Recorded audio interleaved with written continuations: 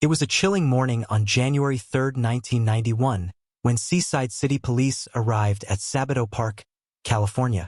The sun had barely risen when they stumbled upon the lifeless body of 34-year-old Vicki Johnson sprawled across the sandy playground. Vicki had met a ghastly end right in the center of the park. Her brutalized body bore the tormenting signs of a monstrous mutilation. She had been suffocated and strangled, her airways blocked with a significant amount of sand. The culprit had left bite marks all along her body, evidence of the unspeakable cruelty inflicted upon her. Her clothes were torn, and the upper part of her torso and part of her clothing had been set on fire. The scene painted a haunting picture of a woman subjected to unimaginable torment. Her life cruelly snuffed out in a manner that defied comprehension. The brutality of the attack left investigators horrified and the community gripped by shock and fear. Seaside City, California had earned an ugly reputation as a hostile community in the 90s, gripped by the overwhelming wave of an illegal substance epidemic drowning in crime up until the early 2000s. This particular case only magnified the town's unfriendly reputation. Amidst the out-of-control gang violence, this incident stood out of the ordinary.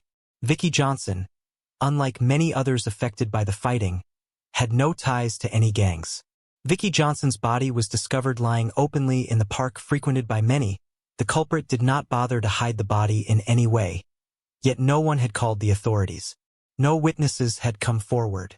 The silence surrounding the crime scene highlighted the chilling culture of fear that pervaded the community. Calling the police seemed like an overwhelming act of courage for a witness back then. Despite the overwhelming wounds and pain, Vicki Johnson had valiantly fought for her life. Her skin beneath her fingernails was full of blood. Not her blood, but that of the perpetrator. Detectives, recognizing the potential evidence, collected her fingernail clippings in the hopes of uncovering vital clues. A substantial amount of foreign DNA was discovered beneath her nails. But running it through the criminal database of the 90s, no match was found, leads were scarce and justice seemed elusive. For over 32 agonizing years, the case faded away in the cold shadows of uncertainty.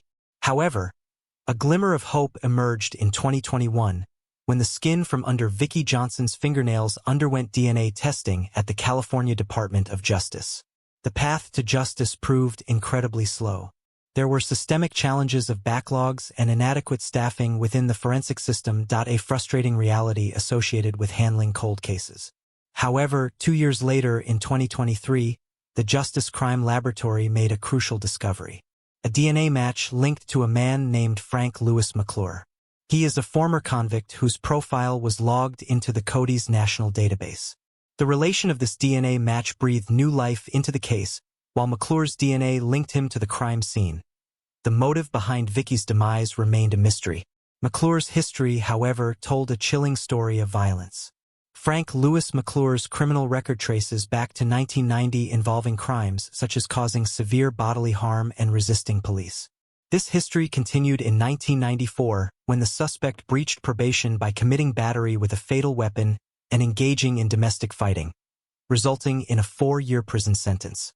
During the same year as the incident in 1991, McClure was involved in battering with a fatal weapon and domestic fighting. Specifically, instances of domestic fighting comprised the most frequent charges against him, occurring in 1990, the aforementioned 1991 case, the 1994 case, then another case in 1999, and most recently in 2011. The nature of his relationship with Vicki Johnson remained unclear, leaving a critical piece of the puzzle unresolved.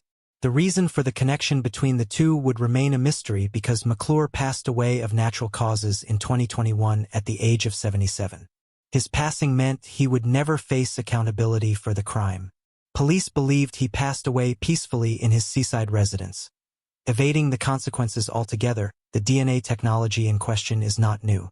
This testing could have been done 10 years ago, and he could have been apprehended alive.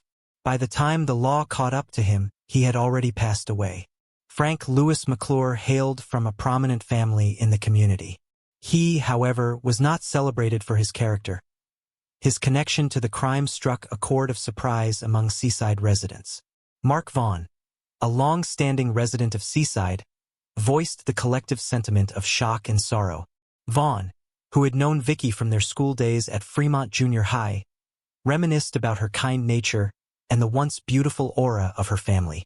In her final years, Vicky grappled with addiction, a heartrending struggle that added complexity to her story. There is a strong likelihood that Vicky Johnson and McClure might have known each other. Their primary connection seems to revolve around their involvement in the illicit substances activities. The situation is particularly challenging since the suspect is deceased, leaving us with uncertainties about the full extent of their connection. The investigation continues, leaving the door open for someone close to McClure to provide crucial information. There remains a hope that someone McClure confided in about his actions might come forward and share the truth with law enforcement. Seaside Police issued a plea to the community, urging anyone with information about unsolved cold cases in the area to come forward. They implore individuals to reach out to the department at 831-899-6748. Solving cold cases is not merely about closure. It is a crucial step in preventing future tragedies. By solving these cases, the local police create a formidable deterrent. Potential suspects are bound to think again about their actions if they realize that the local law enforcement agencies have a history of successfully solving even old crimes. Vicky Johnson's legacy endures through her three sons, the youngest being former NBA player Orlando Johnson. He was just a year old when his mother was taken away from them. We hope that this pivotal discovery will grant her family the closure they have yearned for. On October 7, 1992, young Nikki Allen walked home from her grandpa's apartment. It was around 8:30 in the evening when her mother, Sharon Henderson, got home.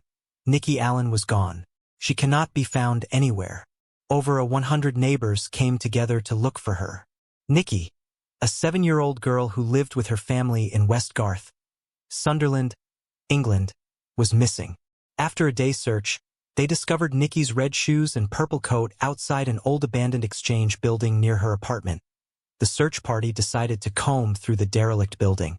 Soon after, a teenager rushed out of the building in a state of panic. He discovered a body inside. It was Nikki Allen found inside the exchange building's basement. She had suffered 37 stab wounds, and her head was brutally hit with a brick. The Northumbria police thoroughly traced Nikki's path from her grandpa's apartment to her home, combing the streets for evidence.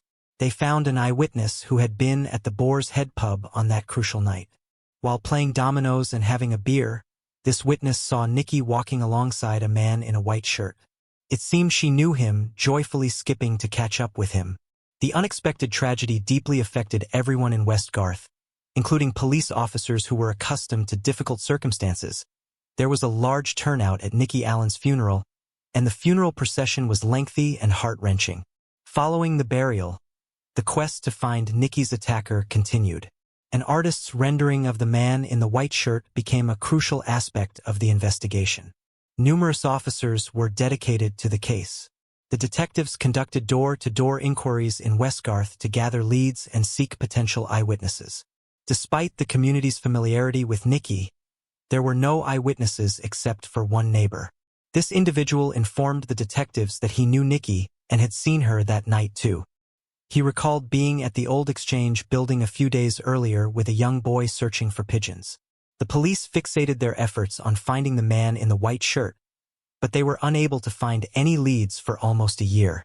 Then in late 1993, George Herron, a young man residing near Nikki Allen's home, was arrested on the suspicion of taking her life. A knife matching the stab wounds was discovered in Herron's home. Blood spatters were also found on his shoes and clothing. Herron's sister informed the police that on the night of the incident, he had an unusual half-hour in the bathroom, which was out of character for him. It appears he was washing himself and his clothes. Initially denying being out that evening, for witnesses claimed they saw a man resembling Herron at local pubs where he was seen buying Nikki Allen's favorite, cheese and onion crisps, which police believed he used to entice Nikki into the building. George Herron repeatedly denied any involvement in Nikki's demise over 120 times during questioning.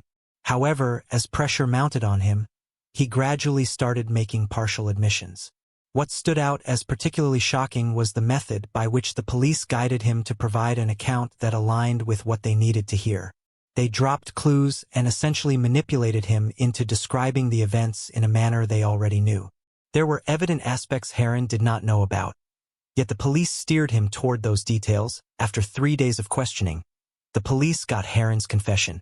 Although the evidence against Heron was largely circumstantial, the police were confident in securing a conviction.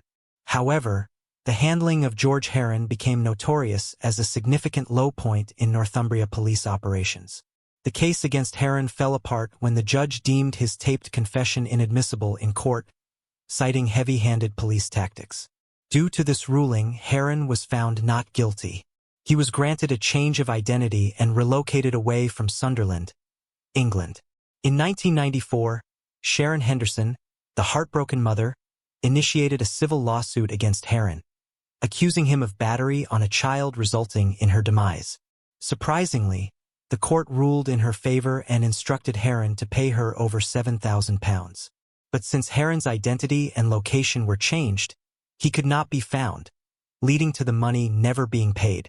Encountering initial setbacks, the Northumbria police felt embarrassed and reluctant to prosecute anyone without substantial evidence. With this mindset, no additional leads surfaced, and the case went cold for 21 years. In February 2014, cold case detectives revisited the case upon discovering resemblance to the crimes committed by Stephen John Grieveson, a serial offender already behind bars. Known as the Sunderland Strangler, Grieveson was convicted of strangling 4 teenage boys in a series of bloodbaths between 1990–1994 in Sunderland, England. Even though Nikki Allen was a girl and her cause of demise involved stabbing, the severe blunt force trauma to her head resembled injuries inflicted by Grieveson on his victim, Simon Martin, in 1990. Grieveson was questioned regarding potential involvement, but detectives later confirmed he would not face immediate action in connection to their ongoing investigation. The Nikki Allen case went cold again for 2 more years. Then in May 2016, Nikki's mother, Sharon Henderson, demanded a comprehensive reinvestigation of the crime. She initiated an online petition urging Northumbria police to conduct a thorough review of the case. Within less than 24 hours, the petition garnered over 500 signatures. Then in April 2017, Henderson met with Northumbria Police Chief, Constable Steve Ashman, and Detective Chief Inspector Lisa Thieker. They reaffirmed their commitment to bring Nikki's culprit to justice. By October 2017, the police finally got a breakthrough. They recovered a DNA sample of an unidentified male from Nikki's clothing. They ran the DNA through their criminal record, but it took them 8 months to find a match. On April 7, 2018, Northumbria police conducted a raid on a house located in the Stockton area of Teesside. They arrested a man suspected of Nikki's slaying. The police built their case for 4 years before bringing forward the charges against the suspect arrested in 2018. On May 24, 2022, the suspect, identified as 54-year-old David Thomas Boyd, appeared at Newcastle Crown Court.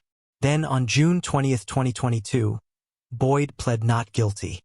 Before proceeding with Boyd's trial, the police needed to rectify their slip-up from 28 years ago. In May 2023, Northumbria police apologized to George Heron for bringing forward the civil lawsuit of £7,000 in 1994. On April 20, 2023, Boyd's trial commenced at Newcastle Crown Court. The prosecution alleged that Boyd lured Nikki Allen to a wasteland near the river where witnesses mentioned seeing Nikki skipping to catch up with a man, but they never saw her abduction. According to the prosecution, Boyd lured Nikki through a boarded-up window of the old Exchange building. There, he brutally hit her with a brick, causing severe head injuries, and then inflicted multiple stab wounds to her chest, heart, and lungs. The post-mortem examination revealed she had experienced blunt force trauma to her head, likely rendering her unconscious before the stabbing. A witness recalled hearing a loud scream around 10 p.m., pinpointing the timing of the attack. Nikki's body was discovered the following day in the building's basement by volunteers aiding in the search for her. During the trial, it was revealed that at the time of Nikki's demise, Boyd went by the name David Smith or David Bell and was 25 years old. The case relied on circumstantial evidence but was described as compelling given Boyd's DNA found on Nikki's clothing. Boyd suggested to the police that Nikki might have transferred his DNA by wiping her hands on his saliva, which he claimed had accidentally landed on her clothes after he spat from his balcony that night. Additionally, it was reported that Boyd was familiar with the old Exchange building's layout and had previously used the same window a few days earlier when he took a boy there to search for pigeons. Yes, David Boyd is the same neighbor who told the detectives 30 years ago that he knew Nikki Allen. He saw Nikki that night. He even admitted back then he had gone to the Exchange building a few days before with a boy. But the police were fixated on finding the man in the white shirt, and they never followed up on him. It turns out that back in those days, David Boyd's girlfriend used to babysit Nikki Allen. More surprisingly, David Boyd's past included child violation convictions that surfaced during the trial in March 2000. He was convicted of indecently assaulting a young girl at a park in Stockton, an incident that occurred on April 8, 1999. Additionally, in 1986, Boyd was convicted of breaching the peace for approaching 4 children in Sacriston County, Durham, and grabbing a 10-year-old girl. 30 years ago, police completely ignored the connection of a known abuser with Nikki Allen. During the trial, the defense argued that the various pieces of evidence presented did not completely prove Boyd's guilt in this case and suggested that these were merely coincidences. Mrs. Justice Christina Lambert informed the jury that the case relied on circumstantial evidence and emphasized the absence of direct evidence pointing to Boyd's guilt. As the trial progressed, it was reported that Boyd opted not to testify or provide evidence in his defense. On May 12, 2023, Boyd was declared guilty of Nikki's demise after a jury comprising 10 women and 2 men deliberated for 2.5 hours before reaching a verdict. On May 23, 2023, Boyd received a life sentence with a minimum term of 29 years before he could be considered for parole. His eligibility for parole will commence on August 16, 2049. Boyd intends to appeal both his conviction and the sentence handed down to him. In August 2023, Sharon Henderson intended to file a lawsuit against Northumbria Police due to the extensive 30-year duration it took to find the culprit. Following this, in September 2023, news surfaced regarding a review of the police investigation that spanned 30 years. This review was scheduled to be conducted by either the Independent Office for Police Conduct, IOPC, or another police force. In the Nikki Allen case, the police had a difficult case with very little evidence. However, they failed Sharon and Nikki profoundly from the start and continuously over the years. Despite having an ideal suspect, they repeatedly misidentifying him.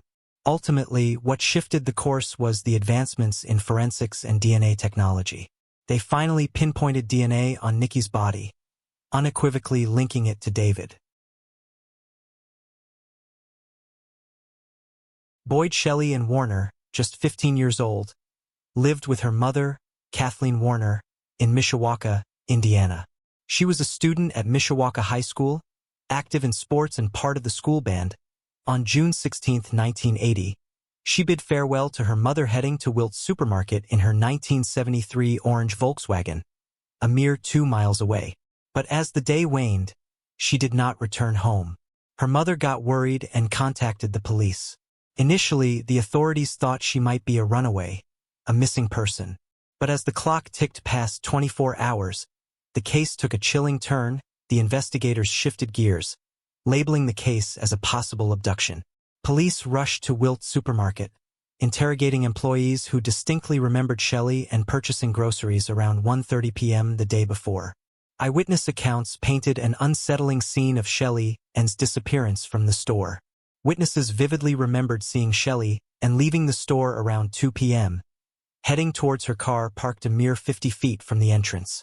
However, an unsettling occurrence transpired. A man approached her vehicle swiftly, pulling open the driver's side door while Shelley was in the driver's seat. Witnesses remembered her expression: surprised, almost alarmed. The man brashly got into the driver's seat, causing Shelley to shift to the passenger side. Unfortunately, with his back turned, the witnesses could not tell if he was holding a weapon or not. The orange Volkswagen Beetle drove off heading east on Lincoln Way, and just like that, Shelley and Warner vanished into the unknown, leaving behind a perplexed community and investigators scrambling to unravel the unsettling sequence of events. Eyewitnesses recalled the man as possibly aged between 16 and 18, standing at about 5 foot 7 inches tall and weighing around 130 pounds. Witnesses offered a detailed portrait of the man describing his unique features: medium-length blonde hair and a matching blonde mustache, making him stand out in a crowd. Before the abduction, the man had been observed lingering around the store, raising suspicion about his intentions. The store employees speculated that the man might have hitchhiked to the store or been dropped off by a friend. Michiana, Crime Stoppers, and law enforcement diligently reconstructed the scene, releasing a suspect sketch in hopes of generating leads. Despite numerous tips, none provided the crucial breakthrough investigators desperately wanted. A few days later, Shelly Ann's car was found at a park and shop store in Osceola, Indiana. Oddly, there were no signs of struggle within the vehicle. Investigators deduced that the perpetrator might have abandoned the car there to evade capture and continue his sinister activities. The relentless search for answers continued, but each twist and turn only deepened the haunting mystery surrounding the disappearance of Shelly and Warner. A massive search operation unfolded involving helicopters, volunteers, and search dogs scouring every inch of the area. Despite the exhaustive efforts, the search yielded no trace of the missing 15-year-old. 10 agonizing days later, two girls walking through a wooded area stumbled upon a grim and heartbreaking sight. They found a decomposing body near abandoned train tracks on Madison Road, roughly 3 miles south of South Bend. Tragically, it was confirmed that the lifeless body belonged to the missing teenager, Shelly Ann Warner. Her body lay partially clothed, discarded in a ravine. The forensic examination revealed a horrifying truth. Shelly Ann had been mercilessly shot twice at close range. One devastating shot had pierced her head, and another had ravaged her body. The news of this heinous crime that had claimed the life of a vibrant young girl shattered any remaining hope for her mother, Kathleen Warner. Autopsy findings suggested that Shelly Ann's body had been discarded roughly 7 to 10 days before its tragic discovery. Despite the advanced state of decomposition, law enforcement suspected the atrocious nature of the crime might have been motivated by the desire to intimately assault her. Police tirelessly pursued numerous leads and interrogated several suspects. They explored unconventional methods, even resorting to hypnosis to extract additional details regarding the abduction and untimely demise of Shelly Ann Warner. However, these efforts bore no substantial breakthroughs, and the case eventually went cold. Decades later, a hesitant witness finally stepped forward, driven by a sense of responsibility and the courage to break their silence. This person identified 3 individuals linked to Shelly Ann's case. Detectives revealed that the witness, initially fearful of vengeance against their family, found the courage to speak up only after 2 of the suspects had passed away. Although 2 suspects had already passed away and the third had vanished over time, this newfound information reignited hope for justice. Detectives, fueled by this lead, made the decision to reopen the case, determined to pursue justice for Shelly Ann Warner, bringing a glimmer of hope to a case long shrouded in darkness. As the investigation progressed, investigators unearthed additional witnesses and a trove of new evidence that substantially supported the witness's initial statement. This mounting evidence bolstered the case, strengthening its credibility. During the course of their inquiries, investigators made a startling discovery. The third suspect, who had previously vanished, was confirmed deceased as of 2018. 2 other suspects had also passed away, one in 2001 and another in 2010.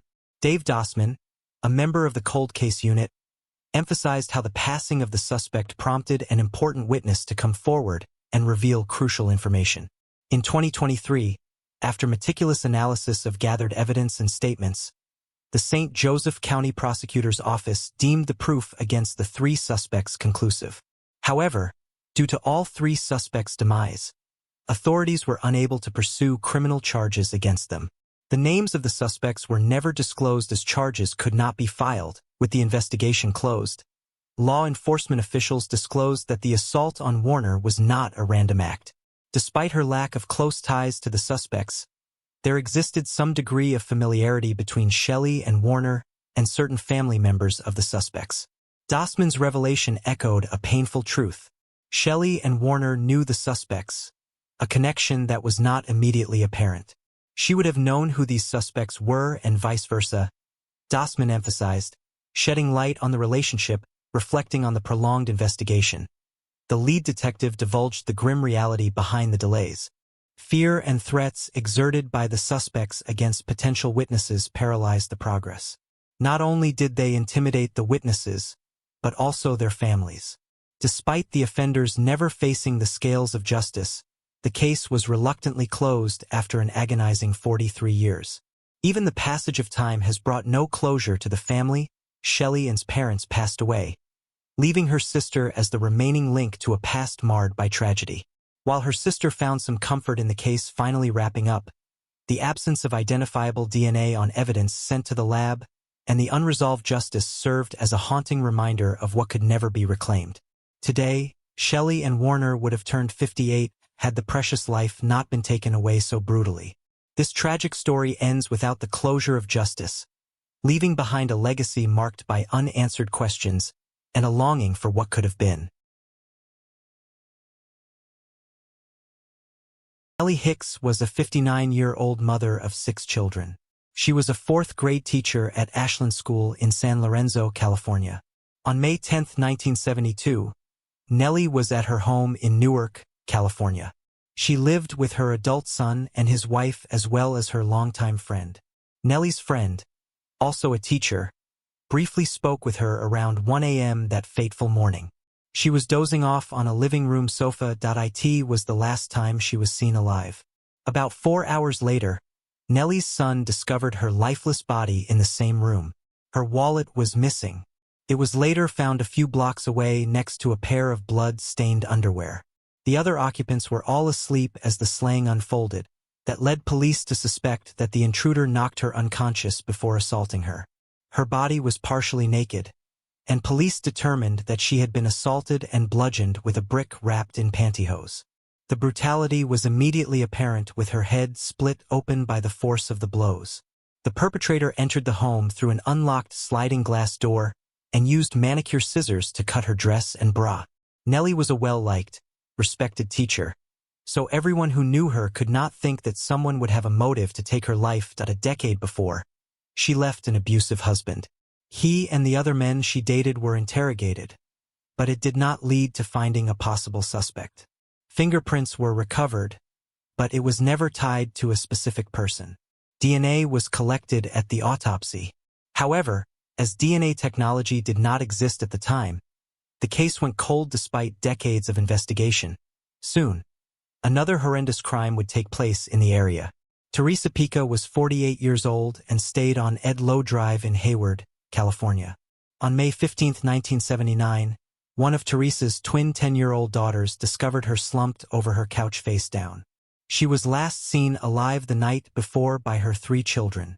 Her nightgown had been pulled up exposing her legs. Her hands were bound behind her back with a rope. A blood-stained rock was found next to her and a shirt that had been used to gag her. A front room window had been pried open. The only witness account of an intruder came from a neighbor who heard rustling near the home in the middle of the night. Teresa's purse was missing. Her wallet and other contents were later discovered in a neighbor's yard and in a garbage can down the street. As with Nellie's case, DNA was collected, but no technology existed to test it. Several people were investigated in the ensuing decades, but no suspects emerged. 2 very similar cases. Both women were found by family members who woke up in the morning to discover their loved ones' bodies bludgeoned and assaulted. An intruder had quietly entered their homes and attacked them as they slept in their living rooms. In 2023, investigators from the Hayward and Newark police departments consulted with the FBI and contracted Othram and Astria Forensics to reevaluate the DNA. That led to Fred Bernard Farnham being identified as the offender. Hayward and Newark police announced in December 2023 that Farnham was responsible for the slayings of Nellie and Hicks in 1972 in Newark and Teresa Pica in Hayward in 1979. Farnham, frustratingly, passed away at the age of 73 in a hospital in Oregon in 2007.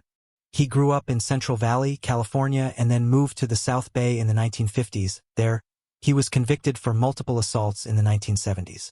There is no indication he ever lived in the East Bay. He also lived in Nevada, Idaho, North Dakota, Alaska, and Oregon, where he lost his life in the town of Cape Junction. The remains of one potential suspect identified through the same process that found Farnham were exhumed in 2021. It was later excluded through DNA comparison to the crime scene evidence. That man, however, was on the same genealogical tree, police said. David Hicks, the youngest of Nellie's 6 children and one of 3 still alive, thanked authorities who persisted to find closure in the 52-year-old cold case. Her son Ron, who found her body, passed away 3 months prior to the police solving Nellie's cold case. David called his mother a hero who raised a family of 6 and worked full-time as a teacher. I cannot express my gratitude enough for the police department and their dedication to this case. All of them worked extremely hard to bring closure to our family. In a statement read aloud at the news conference, Teresa's daughters similarly voiced relief at the resolution provided by Farnham's identification. Our mother may now rest peacefully, the statement reads. We have accepted the fact that whoever did this would never come to justice. Nevertheless, we thank God for your diligence and for never giving up. We can now move forward and close this painful chapter in our lives. Teresa's daughter, Jan Whalen, 62, told the San Francisco Chronicle that while it was a good thing to learn the suspect's identity after all these years, it also triggered everything again. For most of my life, I blamed myself because I was not able to stop what happened. And just a few years ago, I was able to finally tell myself that there was nothing I could do. But it still hurts. Now this will help bring me closure. Newark Police Captain, Jolie Macias, said after Teresa was slain, Newark and Hayward Police linked the crimes because of the discernible pattern of behavior shared by the 2 cases. This drove the belief that figuring out one case would solve the other. She also made a point to reciprocate the sentiments from the victim survivors by saying, "Today is truly about these families and their resiliency for the past 50-plus years." Hayward Police Chief Brian Matthews said at the news conference that 45 years is a long time.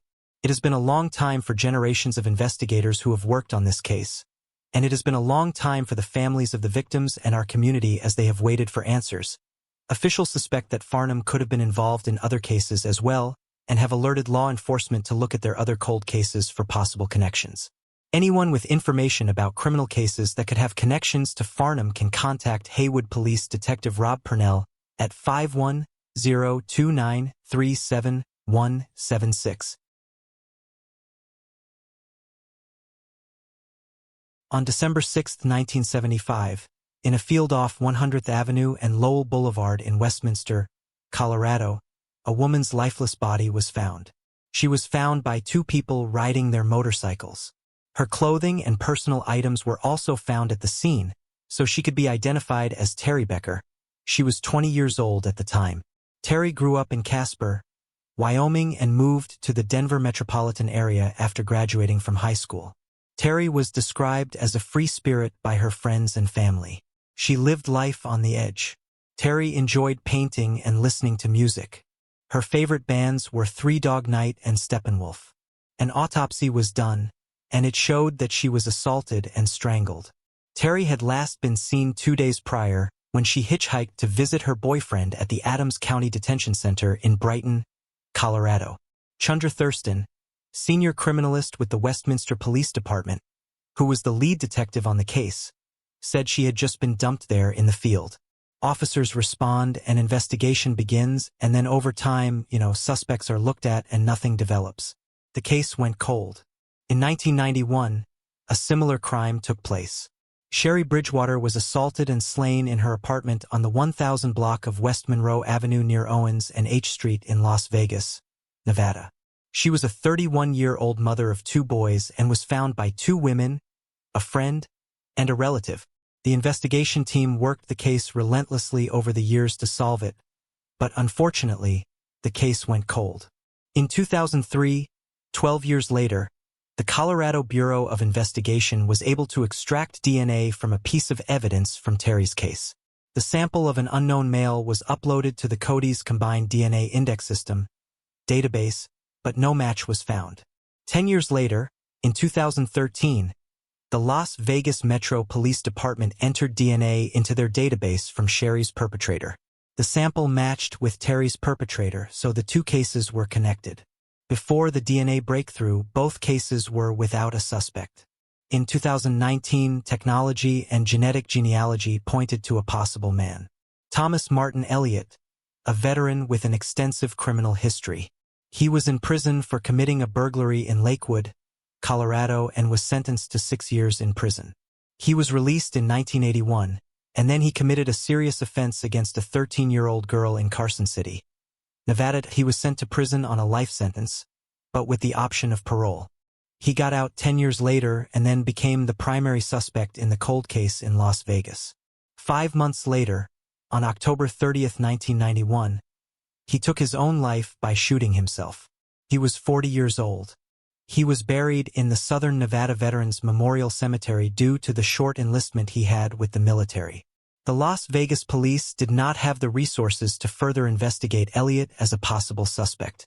In October 2023, after seeking assistance from the Vegas Justice League, an organization who has helped the department solve several cold cases, they were able to receive funding from them, allowing police to exhume Elliott's body for a DNA sample. In 2024, it was confirmed. It was a match for both Terry and Sherry's cases. One challenge in identifying and linking the DNA was the fact that Elliott was adopted by his mother's second husband. His birth mother, Nancy West, had divorced his biological father later to remarry. Elliott's connection to Terry was not known, but the police found out that he and Sherry attended the same Alcoholics Anonymous meetings.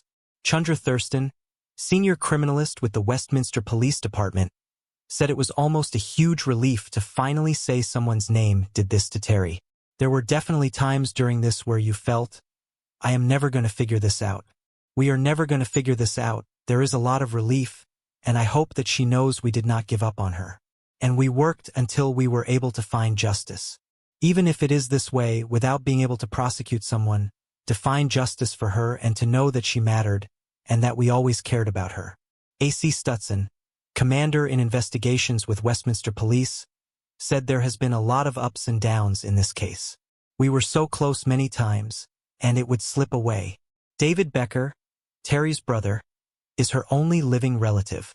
He lives in Texas and said the following: I cannot say enough how grateful I am. I just really applaud the Westminster Police Department. It is hard to believe after 45 years, the DNA can match and bring closure, which I am grateful for. Just knowing that that person is not out there taking away some other sibling's life. To me, there is comfort in that. The case was groundbreaking for Westminster Police. It not only was their oldest cold case, but also the first one they have solved. Westminster Chief Norm Hobart said, as someone who represents the organization for years, this case started in 1975. And to be able to close it today and represent all the men and women who have worked on this case is an enormous sense of pride and an enormous sense of accomplishment for the agency. And it is also a sense of relief that we were able to close this for the family. Unfortunately, Sherry's parents passed away before her perpetrator was identified. LVMPD Lieutenant Johansson said that the police were able to notify both of her adult sons and bring some closure to her family. He added that the department is backtracking data to see if any additional cases may be connected to the same suspect. Gary Ridgway, also known as the Green River perpetrator, was born on February 18, 1949 in Salt Lake City, Utah. The media gave him this nickname after his first 5 victims were found in the Green River in Utah. He was a longtime painter at a truck company. His parents were Mary Rita and Thomas Newton Ridgway, and he had 2 brothers, Gregory and Thomas Edward. He was married to Claudia Craig Barrows from 1970 to 1972, to Marcia Laureen Brown from 1973 to 1981, and Judith Lorraine Lynch from 1988 to 2002. He only had one son named Matthew.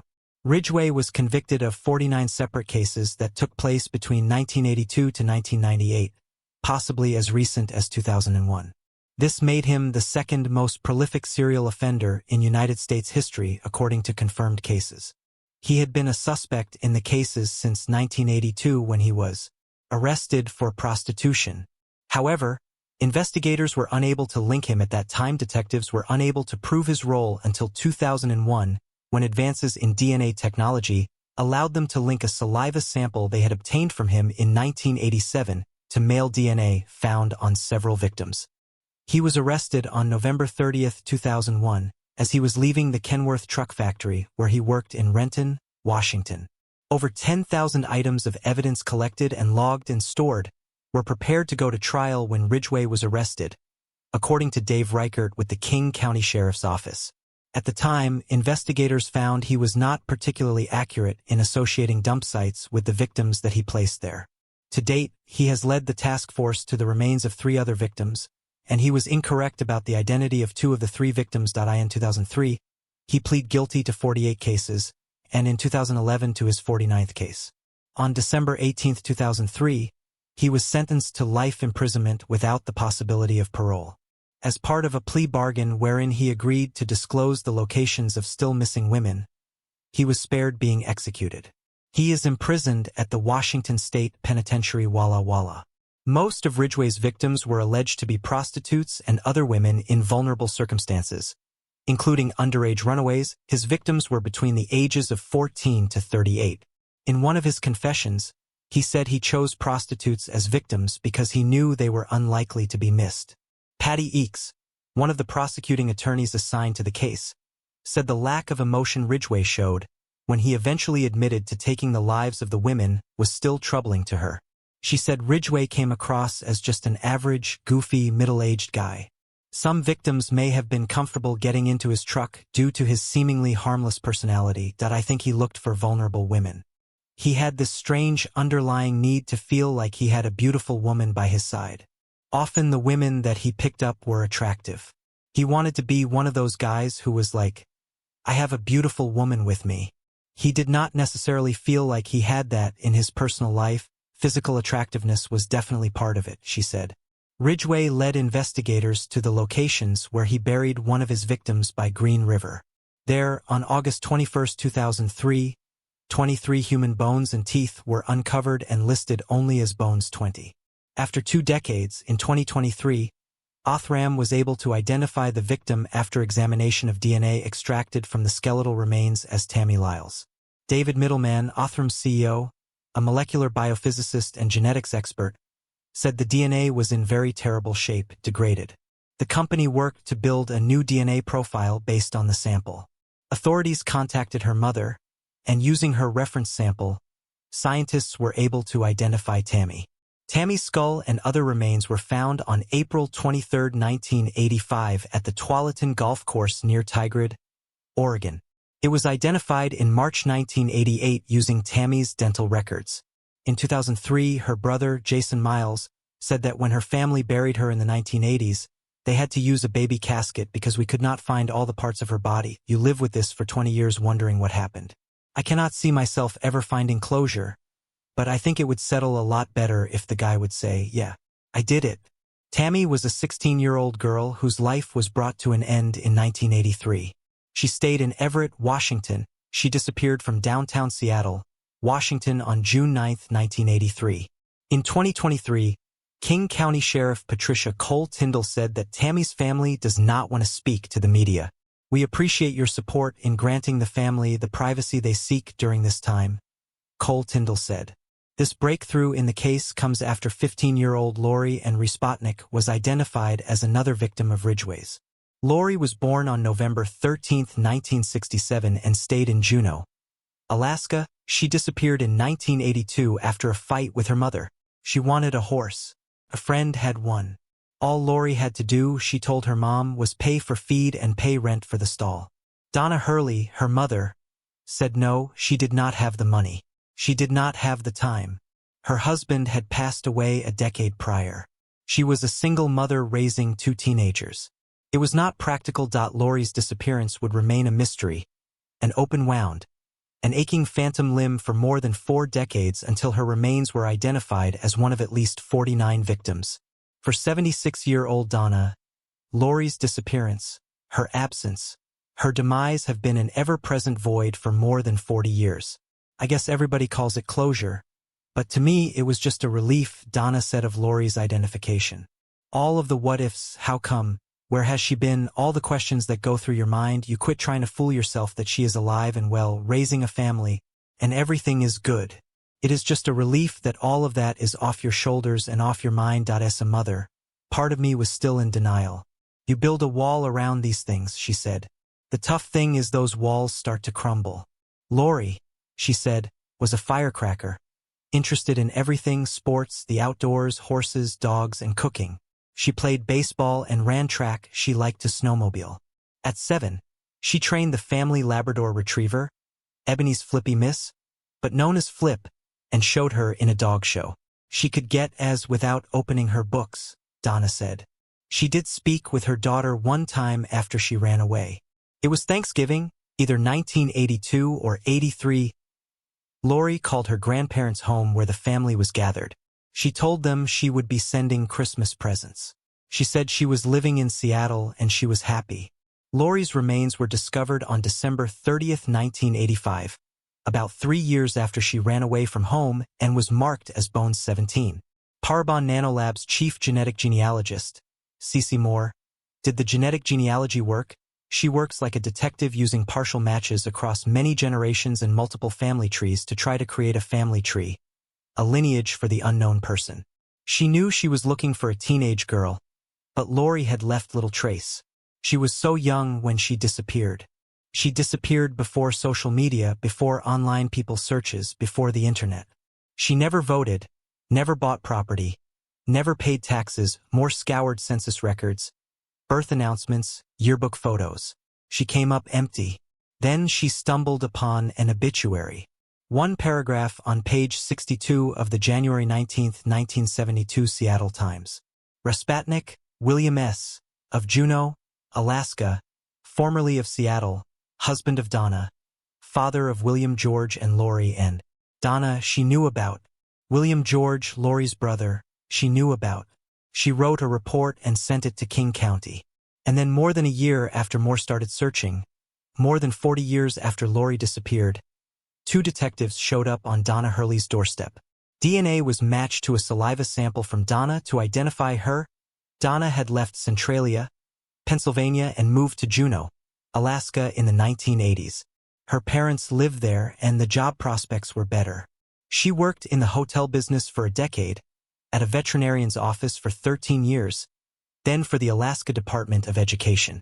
Now retired, she has 2 grandchildren and 6 great-grandchildren. They are Lori's great and great-great-nieces and nephews, although they have never met her. Lori's brother passed away in 2010 of cancer, just like her father. Over the years, Donna saw news coverage of the Green River perpetrator. She thought about it from time to time. We were in Alaska. We were so far removed. She said that I was still raising my son. I was trying to push all of it out of my mind. Law enforcement would post pictures and police sketches of victims. I never saw anyone that I felt looked like Lori, she said. Police posted a composite image of Bones 17, what they imagined she might look like based on DNA: blondish hair, blue-green eyes, fair complexion. Took me a long time to admit it looked like her, Donna said. The composite image had straight hair, she thought to herself, but Lori had curly hair. A lot of it was denial. You become numb at a certain point. It is just, she paused, searching for words. It makes me sad that her life ended that way. Makes me angry at the person who did it. Makes me angry at myself that I could not stop it. And at a certain point, you just have to realize that you have another part of your family that you have to keep going forward for. Lori's idol, Donna said, was her dad. She does not think Lori ever got over his passing. When she was only 5, she was Daddy's little girl. She had the curly ponytails and the big blue eyes.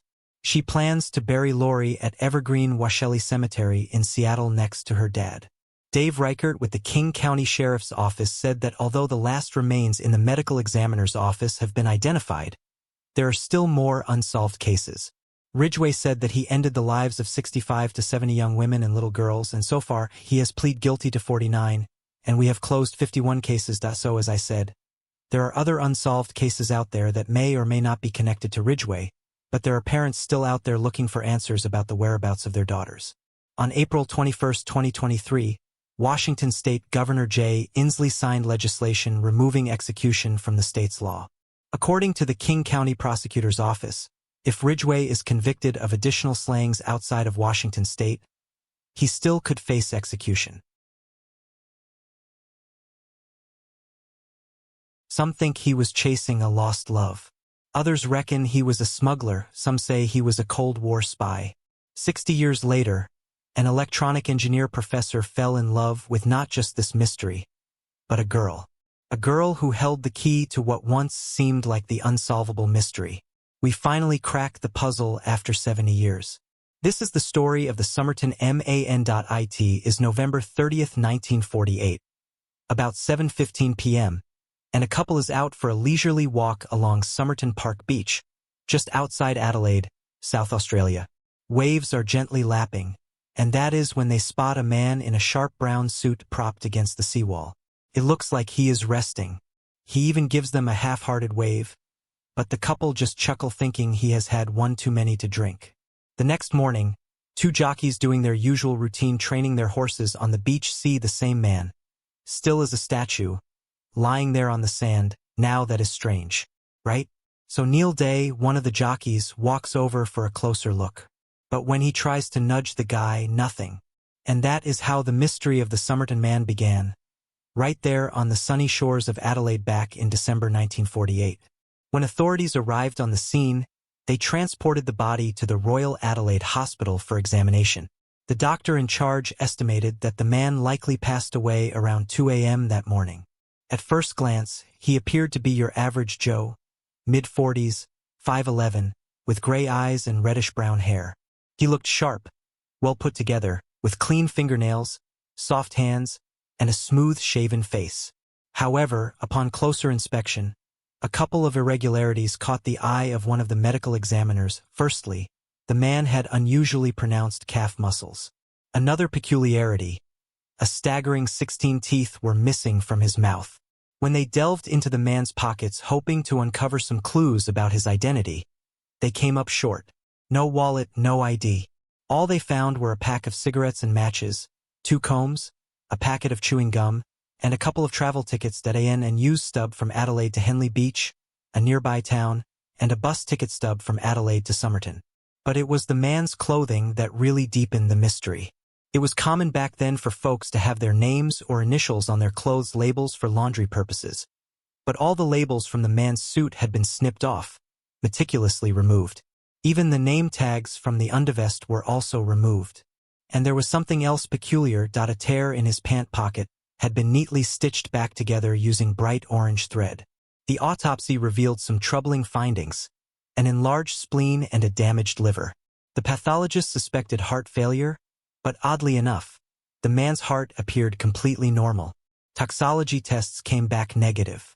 No poison found in his system. No signs of violence either.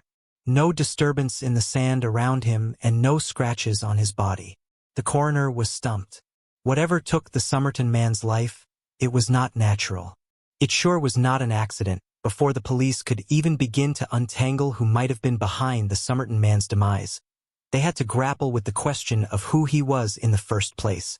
His photo made its way into Australian newspapers, a silent plea for anyone to step forward and claim him as kin.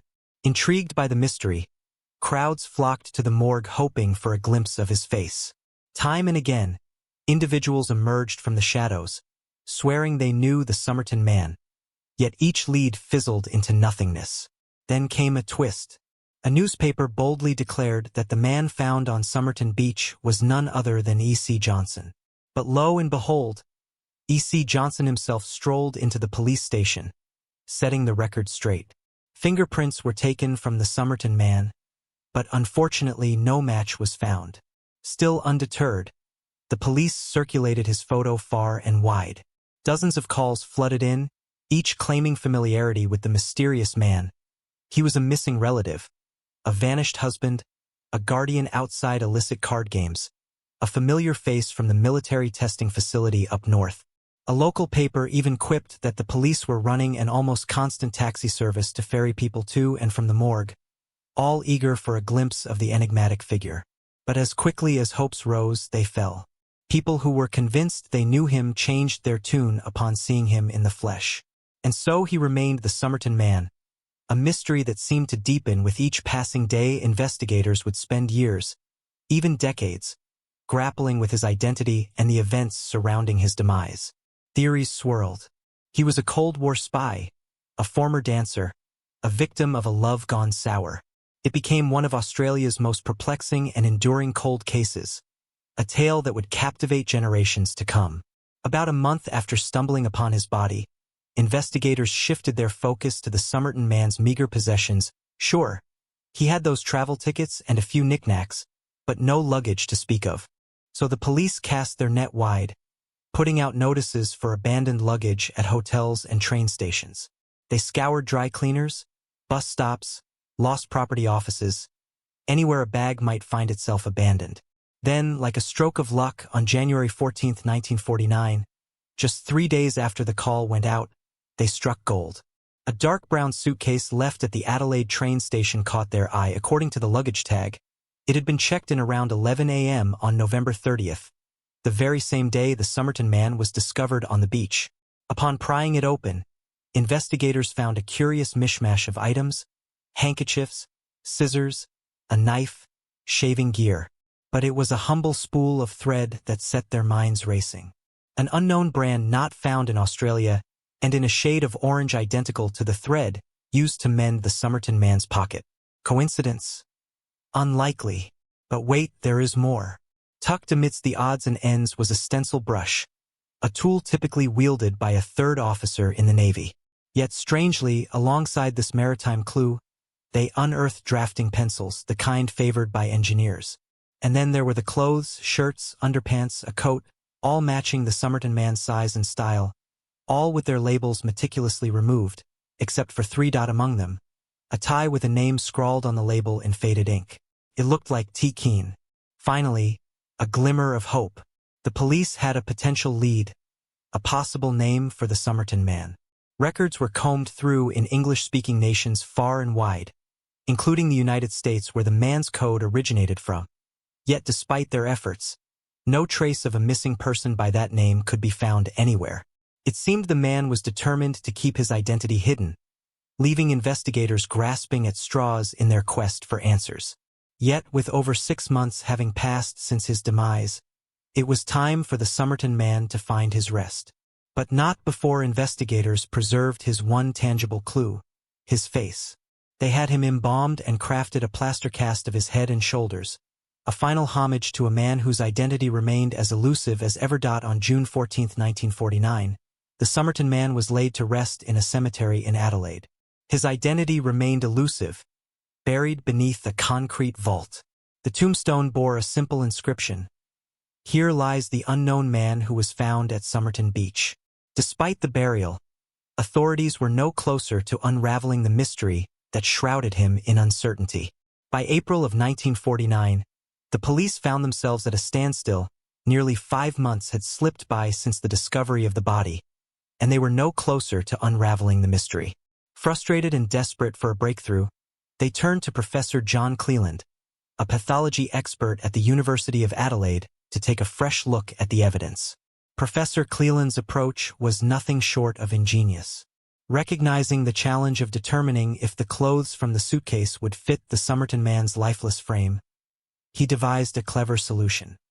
He enlisted someone of similar size to the Somerton man and had them try on both sets of clothes, the ones the man was found in and those from the suitcase. Miraculously, they fit like a glove, confirming without a shadow of a doubt that the suitcase did belong to him. But that was not all. While inspecting the Somerton man's garments, Professor Cleland stumbled upon a hidden pocket in the trousers. Inside lay a rolled-up scrap of paper bearing just 2 words, printed boldly. These Persian words stirred nothing in the professor's memory. The meaning behind this was quite puzzling, and nobody at the station understood what it meant. Then a well-read newspaper reporter explained that it originated from a book by Omar Khayyam, the renowned 12th century poet. Specifically, they were from his book called Rubaiyat. The words Tamamshud means the end. With this new insight, investigators speculated that the Somerton man had left behind this cryptic clue to signify he took his own life, or perhaps to ponder life's deeper meanings in his final hours. Interestingly, the Rubaiyat was widely cherished during that era in 1909. 2 skilled English bookbinders were hired to rebind the first edition of the Rubaiyat, adorning it with over 1,000 precious and semi-precious stones, including gold leaf, silver, and ivory. This exquisite edition was purchased by an American buyer for an equivalent of around $70,000 today. Unfortunately, that particular book met its fate on the Titanic, sinking during its voyage to America, and has remained lost ever since. But that is not the book the investigators were after. They wanted the very book the scroll was torn from. They contacted every library in the Adelaide area seeking help from librarians to examine their copies of the Rubaiyat for any missing pages. If the scrap came from a unique printing, finding the exact book seemed like an insurmountable challenge until a stroke of luck intervened. On July 24, 1949, a chemist walked into the Adelaide police station holding a copy of the Rubaiyat he had discovered in his car months earlier, around the time the Somerton man met his fate. Initially dismissing it, he became intrigued when the newspapers published the mysterious scrap. Turning to the final page, he revealed the missing words. Tamam should, the tear in the book, perfectly matched the fragment from the Somerton man's pocket, providing a breakthrough authorities had been desperately seeking. Further examination of the book yielded another intriguing lead, a faintly penciled telephone number on the back cover. The telephone number belonged to a young nurse living near Somerton Beach, just a short stroll from where the man was discovered. And that is how Jessica Thompson became a person of interest. When police confronted Jessica, her reaction was as mysterious as the case itself. She denied any affiliation with the Somerton man. Investigators were essentially at a loss, and no further leads emerged. Then they decided to bring her in to look at the cast of the Somerton man. She appeared visibly shaken at the sight of the plaster cast of the Somerton man's face. She oscillated between stunned silence and vague responses. The chief inspector noted her near collapse, extending a hand to steady her before realizing she could stand on her own. But her evasiveness only fueled the investigators' determination to peel back layers of secrecy surrounding her. The puzzle of Jessica Thompson's phone number in the Somerton man's Rubaiyat weighed heavily on investigators. Pressed for answers, Jessica finally came clean. During World War II, she worked at a Sydney hospital where she crossed paths with an Australian Army officer named Alfred Boxall. She was vague about their relationship, but she confessed to gifting him a copy of the Rubaiyat. Police thought they had a breakthrough, only to find out Boxall was alive and well and in possession of the Rubaiyat Jessica had given him. But this book was a different edition from the Somerton man's. It bore Jessica's signature along with a handwritten line of poetry. Returning to the mysterious pencil inscription, investigators uncovered more than just phone numbers. Below them lay a series of barely discernible letters. Under an ultraviolet light, the message became clearer. 5 rows of seemingly random capital letters with some crossed out. It dawned on them. It was a code. The Rubaiyat was forwarded to Australia's naval intelligence, renowned for deciphering wartime messages. Hoping for a breakthrough, police also reached out to the public by publishing the cryptic message in newspapers. Yet even the experts at naval intelligence struggled to crack the code. The code perplexed everyone, spawning theories from a ship's name to a message of despair. Despite collective efforts, no conclusive explanation emerged. In 1958, a decade after the Somerton man's discovery, police officially closed their investigation. However, the allure of an unsolved demise coupled with a mysterious code continued to fuel conspiracy theories. Like many unresolved mysteries, the Somerton case left a trail of unanswered questions and endless speculation, captivating the imaginations of those who dared to ponder its secrets. During the 1940s, Australia found itself deeply entangled in espionage, being part of the British Commonwealth and a crucial ally in the Allied forces during World War II. Intelligence agencies intercepted messages from enemy nations, playing a vital role in ending the conflict post-war. As the world divided along ideological lines of capitalism versus communism, the race for military technology supremacy intensified. Regarding the Somerton man, certain case details hinted that he might not be an ordinary citizen. He meticulously concealed his identity with all clothing found on him and in the suitcase lacking labels. Only a few items bore the name Keane, which ultimately proved fruitless. His nationality remained a puzzle. While some speculated he was British based on his facial features and hairstyle, others suggested American ties due to the origin of his coat. Yet the presence of an American-made coat did not definitively brand him a spy. It is plausible that the Somerton man had visited America for leisure or family reasons before his mysterious demise. But that was not the only clue pointing to a foreign identity. There was also the peculiar orange thread used to mend his pants, a brand not sold in Australia. This suggested extensive travel, painting the Somerton man as an international enigma. The question then arose. What was he doing in Adelaide, a remote city along Australia's southern coast? The answer might lie about 300 kilometers north at the Woomera Air Force Complex. Woomera, a joint base between Australia and the United Kingdom, boasted the largest land-based test range in the Western world. Established in 1947, it covered a sprawling 47,000 square miles of flat, arid land, roughly the size of Pennsylvania. The base housed highly secretive facilities, conducting some of Britain's most sensitive military projects, including missile, rocket, and atomic bomb testing. If the speculation holds true, South Australia would likely have been a hotbed for espionage activity. It is conceivable that the Somerton man was an Australian spy who knew too much.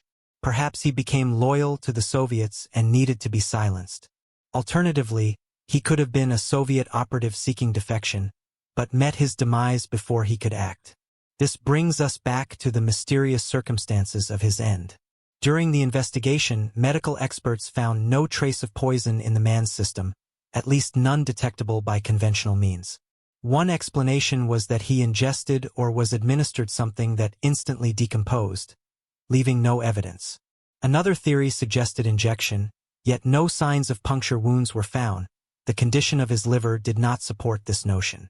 Seeking answers, the coroner consulted Sir Cedric Stanton Hicks, a professor of physiology and pharmacology at the University of Adelaide. Hicks scribbled down the names of suspected poisons on a piece of paper for the coroner. Among them was strophenthine, a potent substance historically used by some West African tribes to create poison arrows. Fatal, even in small doses, it was undetectable by standard chemical tests. In 2013, Jessica Thompson's daughter, Kate, disclosed that her mother had a command of the Russian language, a detail Jessica had never shared with anyone. Furthermore, Jessica confessed to Kate that she had misled the police regarding the identity of the Somerton man. Jessica hinted that the matter extended beyond the jurisdiction of the police, suggesting involvement in a higher echelon. This revelation sparked speculation that Jessica might have been engaged in counter-espionage activities for the Australian government.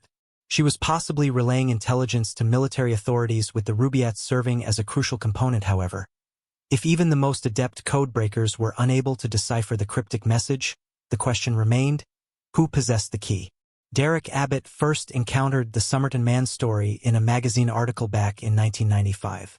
Despite his initial intrigue, his professional obligations as an electrical engineering professor at Adelaide University prevented him from delving deeper into the mystery.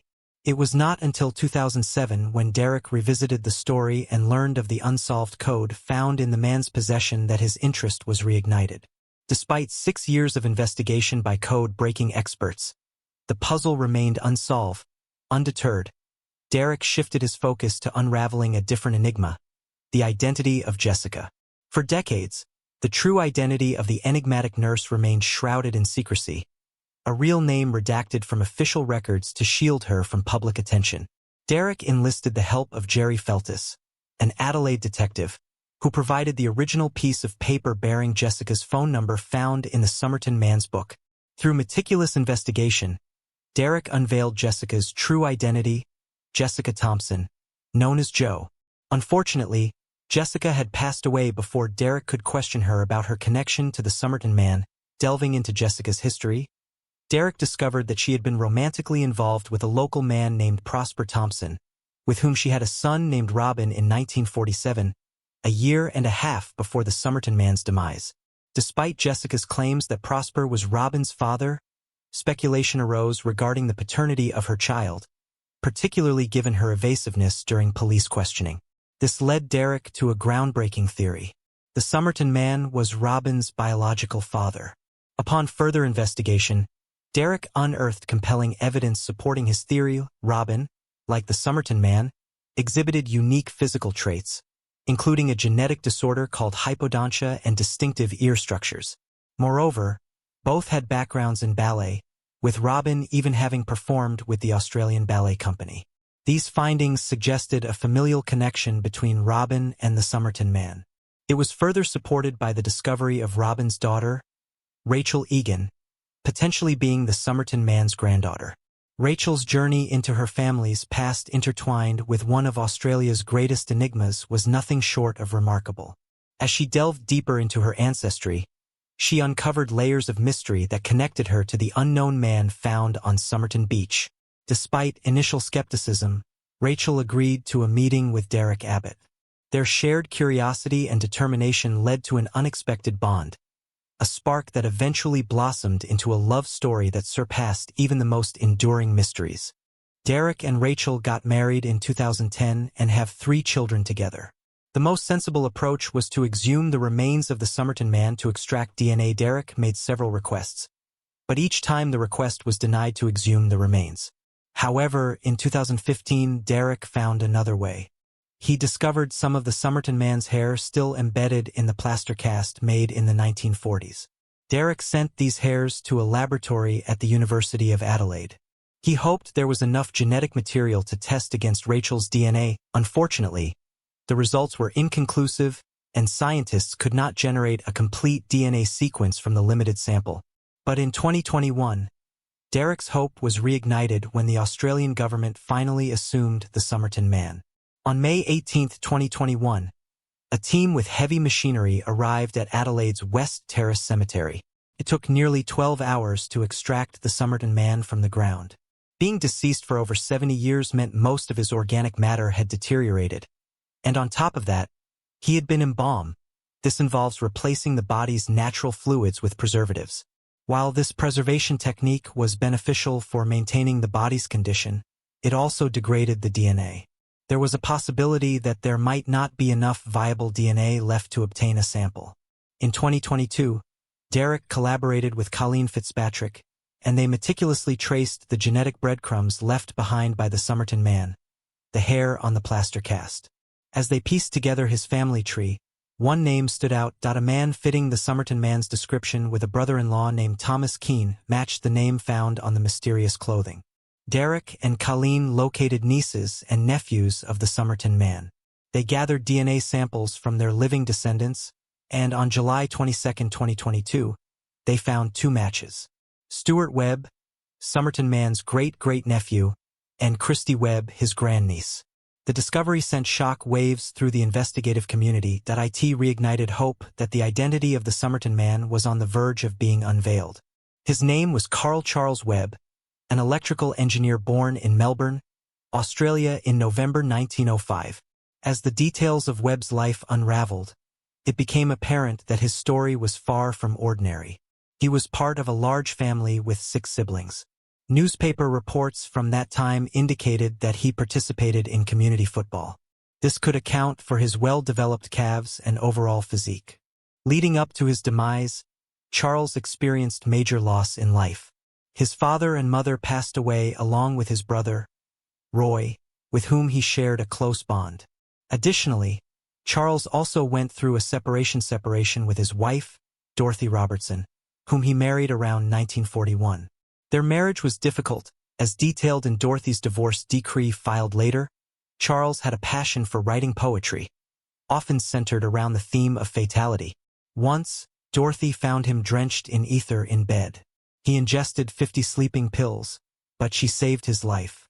Contrary to wild speculation, Charles's story unveils a tale of domestic tragedy rather than espionage intrigue. In April 1947, Webb vanished without a trace, leaving behind a shattered family and a cloud of mystery. While DNA evidence pointed strongly to Webb's identity, the South Australia Police Department continued its own testing to verify the identification. However, the lack of official confirmation left room for speculation, keeping the door open to conspiracy theories that had long surrounded the case. Despite the lingering uncertainties, Derek Abbott found closure in his own quest. DNA testing ruled out any relation between his wife, Rachel, and the Somerton man. This alleviated the personal burden he had carried for years. For the Webb family, the revelation brought a mix of emotions: relief, closure, and a sense of reclaiming a lost piece of their history. Stuart and Christy Webb, great-great-nephew and grandniece of Charles Webb, delved into old family albums. They rediscovered photos of Charles that had long been forgotten. Back then, there was a big family gathering involving all members of the Webb family. This photo was basically taken 20 years before he lost his life. Through their journey, Charles Webb transformed from a mysterious figure in headlines to a cherished member of their family. He is a person whose story resonated far beyond the confines of a cold case, but as a testament to the enduring power of familial bonds. A large part of the Somerton Man case has been solved. We now know his identity, but unfortunately a lot of answers went to the grave with him. We might never know the circumstances that led to his demise.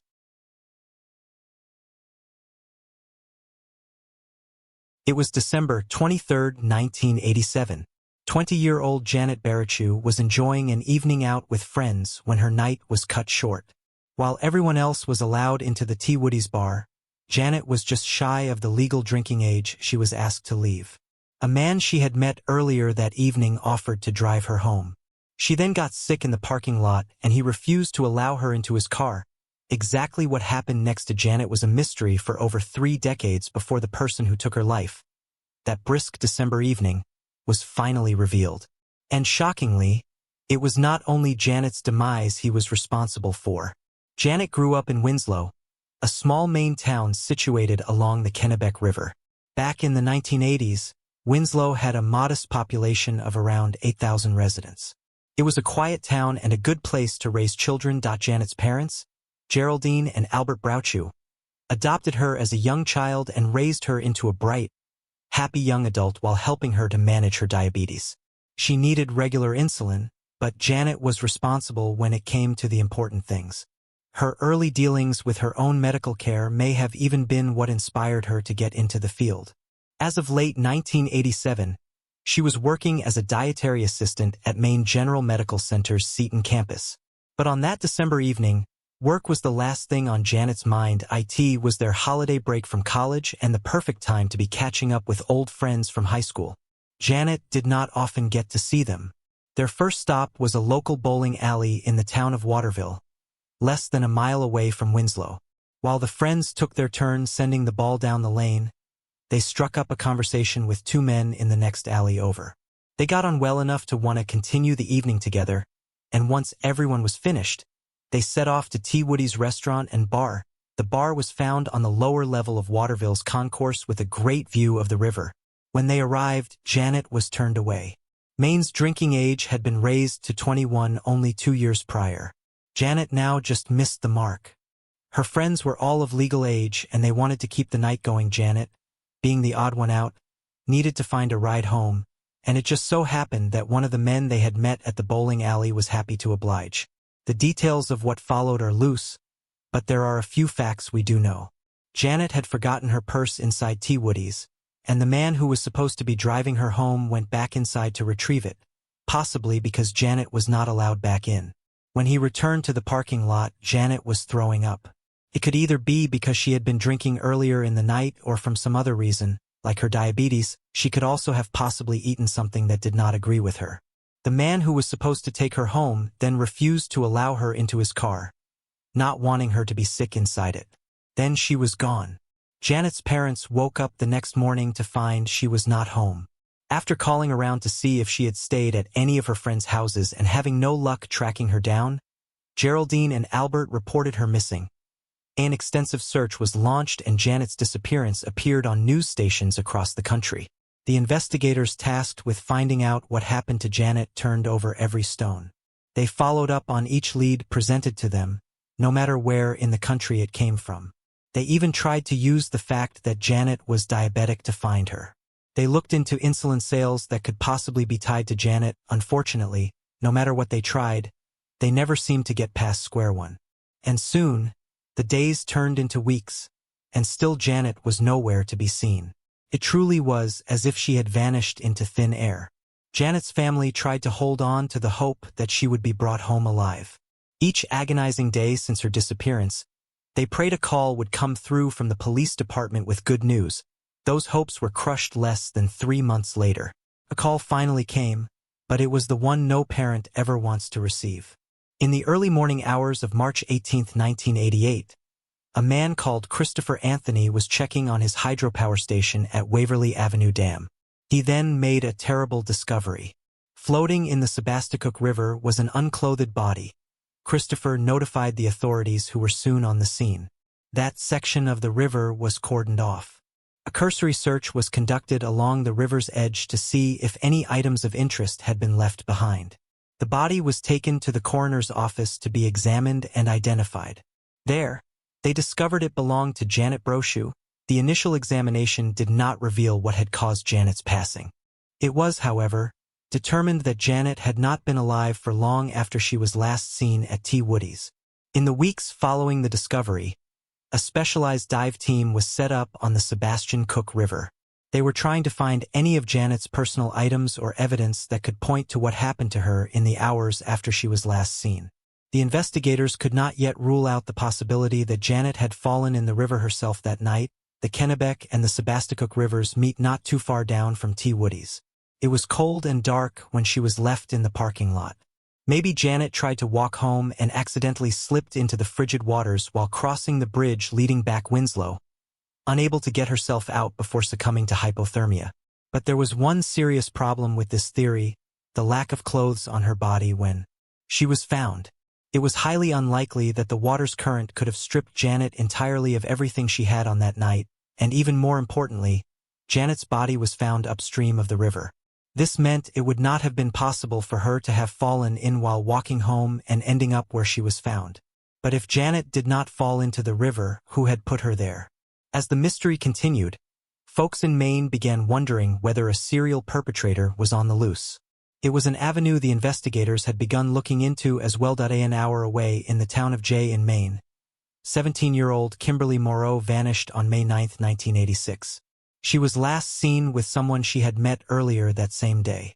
Despite a diligent search across the state, the police were unable to find out what had happened to her. No connection could be drawn from Kimberly to Janet's case. Unbeknownst to the investigators, another woman would go missing just 5 months after Janet's body was found, and her case had far more similarities to that of Janet's. On August 9, 1988, 23-year-old Geraldine Finn was letting her hair down after work with 2 co-workers. She was employed at the Skowhegan Nursing Home as a certified nursing assistant. The bar, called Pete and Larry's, was in Waterville's Upper Main Street.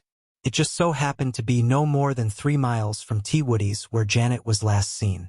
While Geraldine and her co-workers were sitting by the window, a stranger drove past in his blue Chevy Blazer. He caught their attention and began gesturing for the 3 young women to go outside. They did just that and began walking to his car. He then asked if they wanted to go for a swim. However, this was not exactly an innocent request. By the time they were at his rolled-down window, the women found he was completely nude. He requested that they go skinny dipping with him. Likely weirded out by the interaction, they turned around and went back to the bar to continue their evening. It was not even 8:30 p.m. yet, and the group still wanted to spend some time out before heading home. Some time went by before that same man arrived at the bar, this time fully clothed. As the evening progressed, he started to speak to Geraldine's group. Maybe he offered up some sort of excuse for the earlier interaction. He was possibly blaming it on the fact that he had already been out skinny dipping and his clothes were wet. Whatever he said, it was enough for Geraldine's group to start interacting with him. By the end of the night, Geraldine felt comfortable around the man, so much so that she accepted his offer for a ride home. The last time those friends saw Geraldine, she was sitting in the passenger seat of his Chevy. Little did they know they would never see their friend alive again. She was reported missing the following day. Her friends told the authorities about the man who was supposed to take her home that previous evening. They mentioned his blue Chevy Blazer, distinctive mustache, and diamond-shaped tattoo on his shoulder.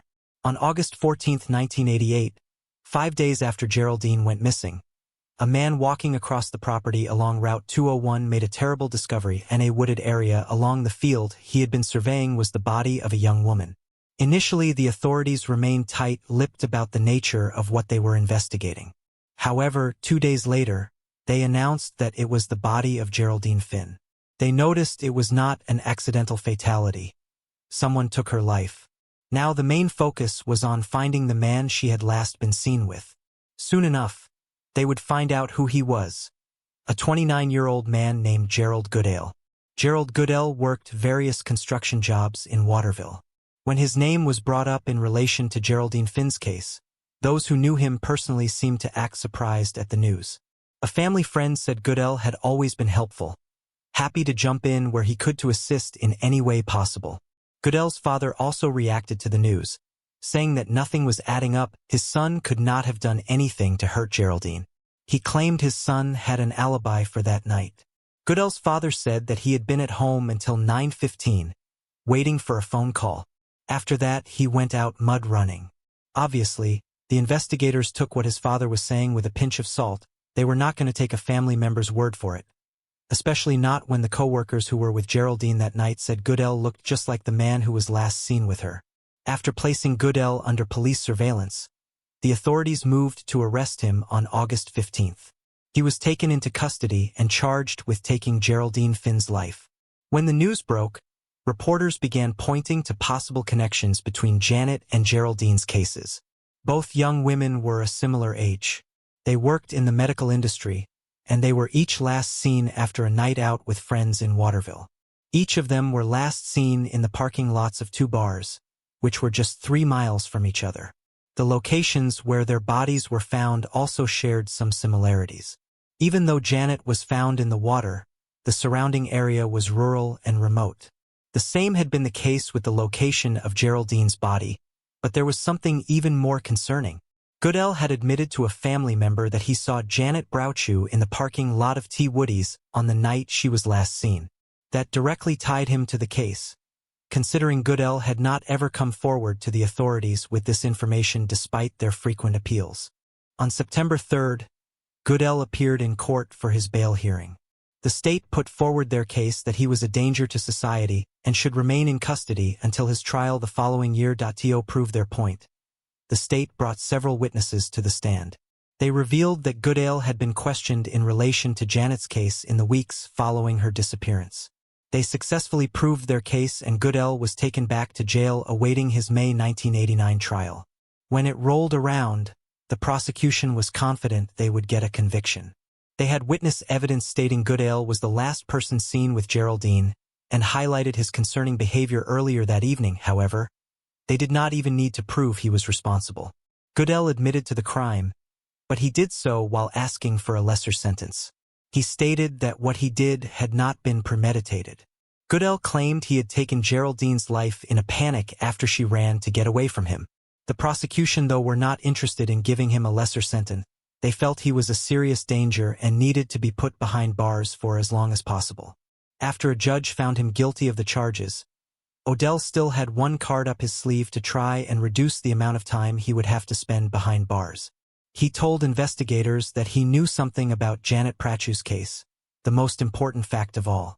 He claimed he knew who the perpetrator was. But Goodale was not exactly cooperative, strangely enough. Even after this, Goodale was still never publicly named as a suspect in the case. At his sentencing, Goodale was given 75 years behind bars, with the earliest possible release being in 2033. And then the years began to pass. Soon Janet's family were welcoming the new millennium with still no news of her case. 3 decades had passed before there was an update at in 2019. On the 32nd anniversary of Janet's disappearance, it was announced that a cold case team would begin looking into Janet's demise again. Her mother and father were no longer alive to hear this positive news, but other family members and old friends now had renewed hope that whoever took Janet's life would be brought to justice, even after all those years. And then on May 14, 2021, the day everyone had been waiting for, an arrest had been made of a prisoner at Maine State Penitentiary. It was none other than Gerald Goodale. But what had led to this update in a case that had seen no movement for so long?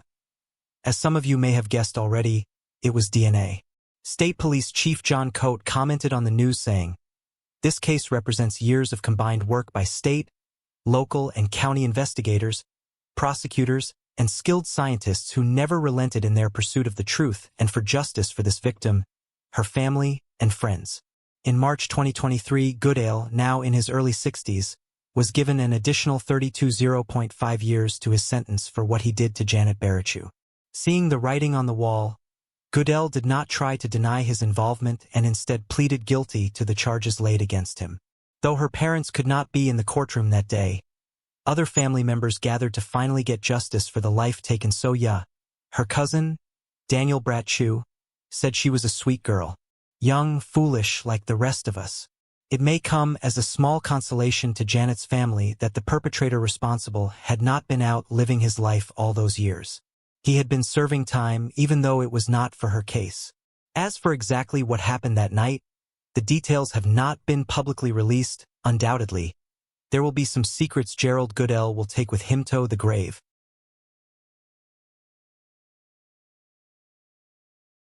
The last time Mary McLaughlin's daughter saw her alive, she was strolling down the street to her apartment after a fun evening of dominoes. Nothing seemed amiss. She had not a thought in her mind that she would not see her mother again soon. However, that is not what happened. For 3.5 decades, the case of Mary McLaughlin's slaying went unsolved, until the police finally had a name. But even then, there was a problem. How could the perpetrator be the person they were looking for when he was serving a prison sentence at the time?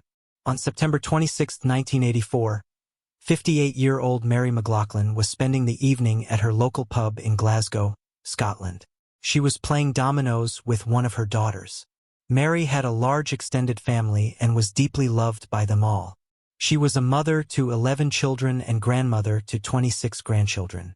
Once they had wrapped their evening up, Mary's daughter, Catherine, walked off to the bus stop and rode home.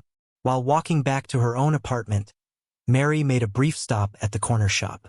She picked up a pack of cigarettes before continuing on her way. We know she made it home that night, but unbeknownst to her, she was not alone. 6 days later, Mary's son Martin arrived for his weekly visit to find the door was locked. He knocked a few times, but his mother was not answering. Concern mounting, Martin tried to get a spare key from her homeowner. When he discovered this was not possible, Martin felt his only choice was to break down the door. As it swung open, he was greeted by a foul odor.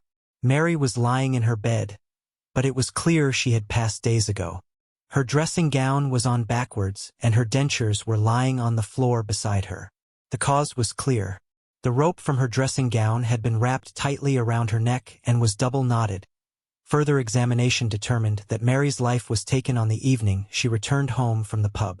Martin, seeing his mother in that way, is something he will never forget. Commenting on it, Martin said, "It frightened the life out of me and has tortured me ever since." A forensic examination revealed that the perpetrator had left DNA behind. However, back then, the technology had not advanced enough to test such a minute sample. Luckily, the samples were kept safe until the time came, and a long time it was. Other than the confirmed sighting of Mary when she was purchasing her cigarettes, there was another person who came forward to tell the authorities what they had seen. Mary was spotted walking down the street past the shop, barefoot, holding her shoes in her hand. It was likely to ease her aching feet from a day of wearing heeled shoes. The police were desperate for someone to come forward with information that could help them solve the case. They took in hundreds of statements and followed up on all available leads, but yet they got nowhere. The man who last saw her caring for her shoes made some mention of a man following her. When later asked about it at trial, he said, "Well, yes, every time Mary walked away he was always behind her." The authorities believed there was a predator out roaming Glasgow who could strike again at any moment. All they could do at the time was ensure the evidence collected that day was stored safely away, until the time came when it could possibly solve this case. It was not until 2008, 24 years later, that those DNA samples were tested again. Unfortunately, the forensic examiners were still unable to get an adequate profile of the perpetrator. Once again, the evidence was tucked away. Then in 2014, a new DNA profiling facility was opened at the Scottish Crime Campus. This meant that instead of the previous 11 identification markers obtainable from a DNA sample, the scientists utilizing this new technology could identify 24 markers. But what did this really mean?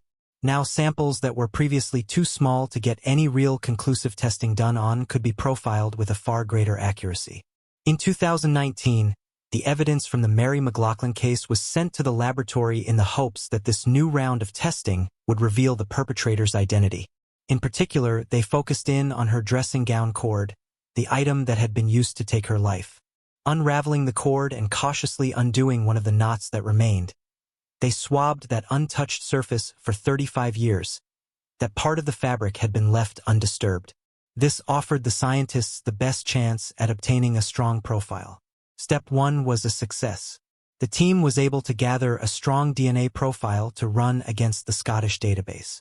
When they did so, the match came back rapidly. They knew who was responsible for taking Mary McLaughlin's life that night. 59-year-old Graham McGill, a man who was no stranger to the authorities. Now that they had a name, investigators could start looking into McGill. Before long, they uncovered a curious piece of information. McGill was imprisoned at the time of the incident, but how could that be? It turned out that while he was technically serving a prison sentence at that time on September 26th, the night Mary was targeted, he was out on temporary release. Temporary releases are allowed for a few reasons, mainly for approved prisoners to get affairs in order for their release, like job interviews or finding housing. Family matters can also apply. That night, McGill was out on an unsupervised release when he spotted Mary walking home, and we know what happened next. McGill had not been a suspect or person of interest in the 1984 investigation. His name had not even come up once. Once the investigators had gotten back the confirmed DNA results, they spent a few months going over the old casework. They had to make sure they had enough evidence in addition to the DNA results to put McGill behind bars for what he did to Mary. Then, on December 4, 2019, Graham McGill was arrested and charged in connection with the slaying of Mary McLaughlin. When McGill was taken to trial, one of the witnesses called to the stand was his ex-wife. She told the jury that in 1988, McGill had confessed to taking a woman's life. He told her details of the crime that fit the details of Mary's case, but he threatened that if she told anyone or tried to go to the police, he would take her life as well. When she asked him why he had done it, McGill told his then-wife that he wanted to know what it would feel like. In April 2021, McGill was found guilty and subsequently sentenced to a minimum of 14 years behind bars. He will be in his mid-70s by the time he is even considered for release. Reacting to the jury's verdict, Martin, the son that found Mary's body, commented, "There is no joy at the verdict, but there is justice, and my mom can finally rest in peace. It has been years of torture for everyone in the family, and there is a sense of relief. He is a revolting individual, and it brings some comfort to think that he will never again see anywhere other than the inside of a prison." He also revealed the moment he found out about the McGill arrest. Two police officers came to my door on December 4, 2019, and said they had arrested someone and he was due in court the next day. That was it. To receive that news after 35 years was an incredible moment. I had always hoped it would happen, but doubted it actually would. I was totally shocked and just broke down. Over 3 decades later, Mary McLaughlin finally got justice. Her family can now sleep a little bit easier at night knowing the monster that took her life is locked behind bars where he belonged. A young man lost his life outside the River Crossing apartment complex in Texarkana, Texas, on June 17, 2014. 25-year-old Xavier Rollins, a beloved son and Army veteran's mother, faced many struggles in her relentless pursuit of justice. The incredible breakthrough, years later, would finally provide answers in a case that once seemed unsolvable. Xavier, born to Charlotte Rollins, was a beloved son who shared a close bond with his mother, spending much of his time with her. Their relationship was characterized by love and mutual support. But everything changed on June 17, 2014, when Xavier was fatally shot outside the River Crossing apartment complex on College Drive. At just 25 years old, he had been out of the Army for 4 years, working to build a future for himself. Despite the initiation of an investigation into his case, no substantial leads emerged, leaving the case unsolved and Charlotte grappling with her immense loss. The case grew cold, but her determination to seek justice did not waver. On June 17, 2022, 8 years after Xavier's demise, She organized a balloon release in hopes of reigniting interest in the investigation and encouraging anyone with information to come forward. This poignant event was not just a tribute to Xavier, but also a call to the community to remember the impact of violence and to support families like hers who are left searching for answers. She expressed the following, encapsulating the longing for closure that she and countless other families endure. If someone came forward, I would know my prayers have been answered. Charlotte brought a banner adorned with photographs of local crime victims, highlighting the ongoing struggle for justice faced by many. She stated, has been solved, but we have a whole lot of them that have not been solved. In 2024, a significant breakthrough occurred in the long unsolved case of Xavier Rollins, renewing hope for his family and friends. The police never ceased their efforts to find justice for Xavier, and Detective Thomas Shaddix had been diligently working on the cold case for several months. His commitment to uncovering the truth led him to discover DNA evidence, testing options that had not been available a decade earlier. Recognizing the potential of this technology, he decided to pursue it in hopes of finally finding answers for the Rollins family. As Detective Shaddix delved deeper into the investigation, he sought the expertise of the Texas Attorney General's Cold Case and Missing Persons Unit, which provided invaluable assistance. Their collaboration was made possible through a federal grant program from the Department of Justice, allowing them access to numerous resources, including expedited forensic testing. These advanced forensic methods enabled law enforcement to identify 27-year-old Cameron Cheatham as a suspect in the 2014 slaying of Xavier. Following the identification of Cheatham, the Attorney General's office played a critical role in facilitating his arrest. Using the newly uncovered evidence, Detective Shaddix secured a warrant for Cheatham, charging him with capital slaying. Cheatham was not difficult to locate, as he was already in custody at the bi-state jail, serving time for a felony probation violation warrant stemming from his arrest in September. This fortunate turn of events allowed the police to expedite the legal process and ensure that justice was being sought for Xavier. On October 1, 2024, Charlotte received the life-changing call she had been longing for. She will never forget the moment when Detective Shaddix informed her of the arrest. Charlotte recalled, her voice filled with emotion, and he said, "We made an arrest and I just went to screaming and hollering and yelling. I mean, you would have thought that I had just had a baby for the first time. That is what that felt like. It is like, okay, I'm about to get justice for my baby." She added, "I have got 30 to 40 shirts with his picture on it. Everywhere I went, he was going to see his face." Following his arrest, Cheatham was booked on the capital slaying charge with his bond set at an impressive $1 million. The prospect of a trial ahead brought a sense of purpose and closure, reigniting the hope that had flickered throughout the years. A woman's body was discovered on a desolate road in South Pasadena, California.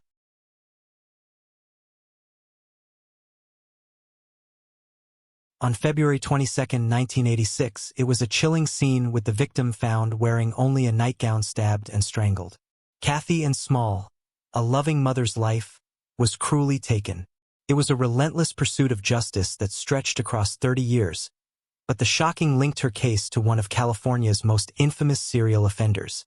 Kathy Ann Small, born in 1967, was known for her loving and caring nature, especially toward her family. By the time Kathy turned 19, she was already a mother of 2 young children, fully embracing the responsibilities of motherhood, while also being a protective big sister and devoted daughter. On the morning of February 22, 1986, a woman's body was discovered on a road in South Pasadena. She was wearing only a nightgown, and it was clear that she had suffered a brutal attack. The authorities noted that she had been both stabbed and strangled, with no identification found at the scene. Her lifeless body offered little information, and for days the mystery of her identity lingered, until a breakthrough came from a man in Lake Elsinore who had seen a newspaper story about the slaying. He contacted the authorities, believing the victim might be his roommate, Kathy Ann Small. This crucial lead quickly shifted the focus of the investigation. The man was able to positively identify Kathy as the woman found in South Pasadena. According to the man, Kathy had been living with him in Lake Elsinore for a few months and had been working as a prostitute in the area. His revelation painted a different picture of Kathy's recent life, one that was unknown to her family and friends. He shared with the detectives that Kathy had left his house the night before her body was discovered, wearing the same nightgown in which she was found. It was a chilling detail that would later tie directly into the events leading up to her tragic end. The man further explained that Kathy had told him she was meeting someone named Bill that night. She mentioned that Bill had given her $50 to drive with him to Los Angeles, a piece of information that provided investigators with a potential lead on who might have been involved in her slaying. With Kathy's identity confirmed and new details about her final hours emerging, detectives turned their attention to uncovering the truth about what happened the night she met Bill. Over the years, detectives diligently followed several leads in Kathy's case, but none brought them closer to a resolution. The break in the investigation came 3 decades after her end, when a sheriff's detective received a call from an investigator with the Los Angeles County Department of Medical Examiner.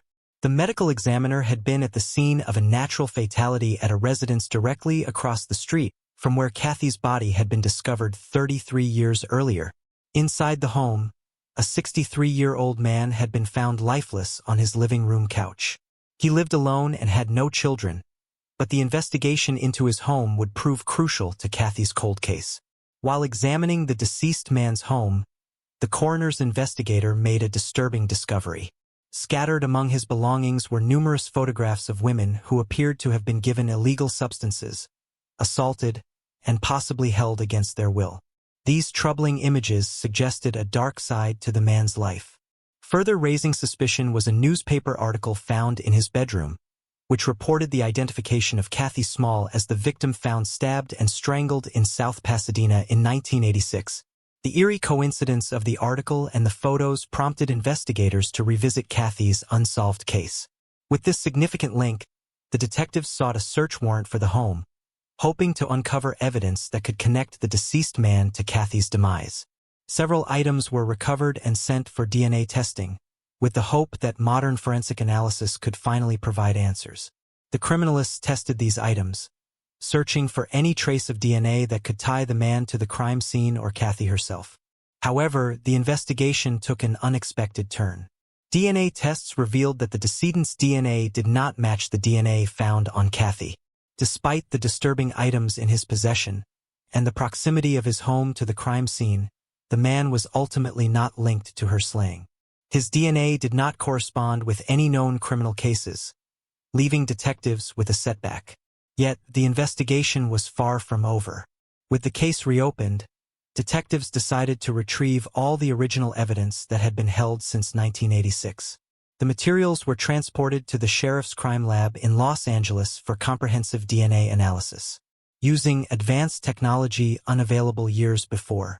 This new analysis of the old evidence ultimately unlocked the mystery that had haunted Kathy's case for over 3 decades, providing long-awaited answers to the questions. On August 19, 2020, slaying detectives received a pivotal notification from a criminalist that significantly advanced the investigation. DNA tests conducted on the assault kit and the victim's clothing revealed the presence of DNA from 2 male donors. One of the individuals was identified as William Lester Suff, a convicted serial offender with a notorious reputation.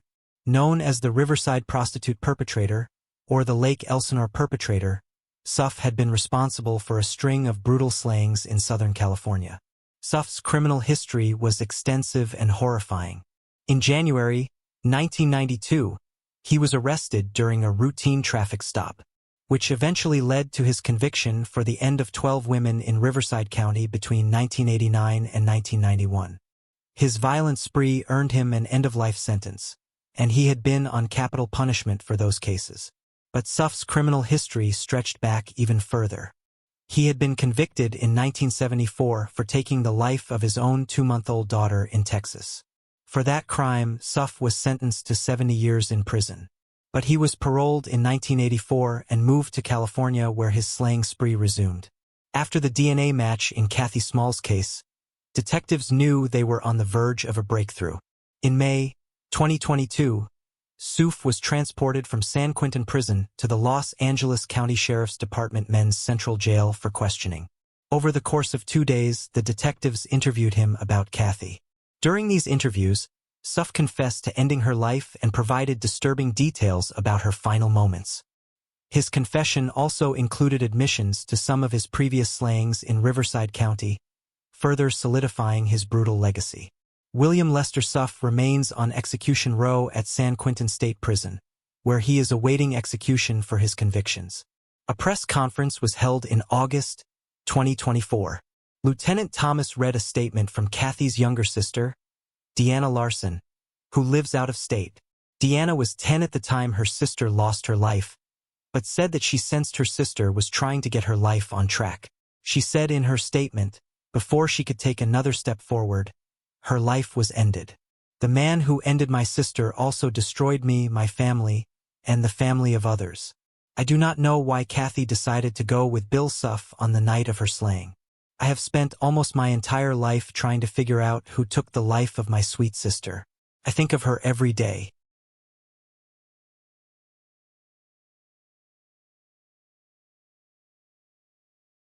A young mother was brutally slain in her Sacramento, California apartment on August 28, 1980. A horrifying crime scene, marked by 13 stab wounds and a terrified one-year-old crawling through the aftermath, became one of the city's most enduring unsolved cases for over 4 decades. The investigators faced many challenges in identifying Helen Terry's perpetrator, until they finally made an arrest decades later. Helen Terry was a 27-year-old mother living in the Orangewood West Apartments on Wyndham Drive in Sacramento. Known for her devotion to her family, Helen was a loving and hard-working mother who was determined to provide the best life possible for her 1-year-old son. At the heart of Helen's life at the time was an ongoing paternity suit involving Robert Terry, believed to be the biological father of her son. Helen was seeking child support from Robert, hoping to secure financial stability for her child's future. On August 28, 1980, a neighbor witnessed a disturbing scene unfold outside Helen's apartment. The neighbor saw a man pounding aggressively on her door, followed by the unmistakable sounds of chaos from within the apartment. Shuffling noises and blood-curdling screams echoed through the walls. The commotion painted a terrifying picture of the violence occurring behind closed doors. Fearing for her own safety, the neighbor hesitated to intervene and was unable to call the police as she did not have a phone of her own. Shortly after, another resident in the complex complained of water leaking from the ceiling into their unit. When the apartment manager entered Helen's apartment to investigate the source of the leak, he stumbled upon a horrifying scene. 13 times and was left to her end on the bathroom floor. The water that had caused concern was from a running faucet, adding to the disarray of the crime scene. Her 1-year-old son was found alone in the apartment. Crawling through the aftermath of the vicious attack, the police were immediately called to the scene and investigators quickly began piecing together what had transpired. Blood stains were scattered throughout the apartment and furniture was overturned, indicating a violent struggle had taken place. It was clear that Helen had fought desperately against her attacker before succumbing to her fatal injuries. Despite the clues left behind, including the chaotic state of the apartment and the extensive blood evidence, identifying a suspect would prove to be a challenging task. Sacramento police launched an intense investigation into Helen's slaying. They combed through the evidence, interviewed residents, and pursued every possible lead in hopes of catching the perpetrator. A $2,500 reward was offered to encourage anyone with information to come forward. However, despite the efforts of law enforcement and the community's desire for justice, no suspect was identified. The case gradually grew cold as detectives found themselves unable to develop any tangible leads or witnesses to push the investigation forward. Years went by with no answers, and Helen's case remained one of Sacramento's many unsolved cases. However, in 2016, hope was reignited when an investigator from the department's cold case unit decided to take a fresh look at the evidence. With advances in DNA technology, investigators were then able to re-examine the physical evidence collected from the crime scene in the hope of finding new leads. As the cold case team processed the old evidence, a major breakthrough occurred.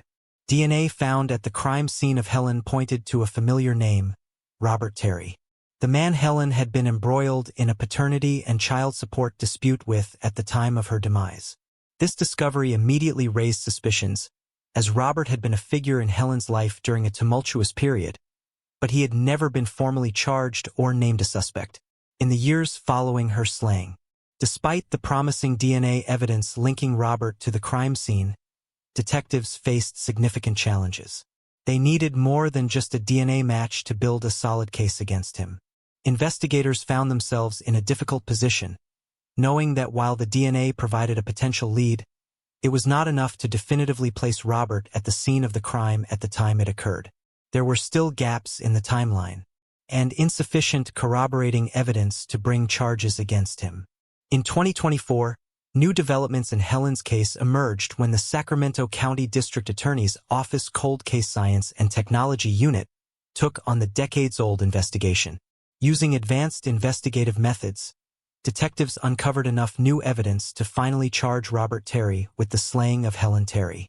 On September 27, 2024, 81-year-old Robert, residing in Rancho Cordova, was arrested and booked into Sacramento County Jail. Authorities have not yet confirmed whether Robert was the biological father of Helen's 1-year-old son. Their contentious relationship, compounded by the unresolved paternity dispute, remained at the center of the investigation.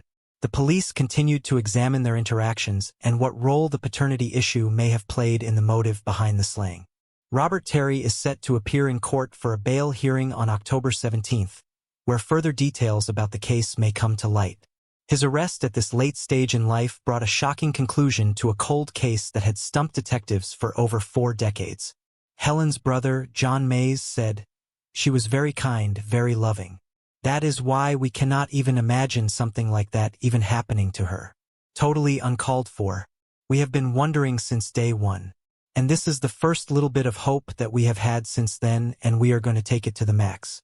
We had suspicions, but cannot really do anything about suspicions. When it did come down to us, it was like a big relief, like something we have known all along, but could never prove it."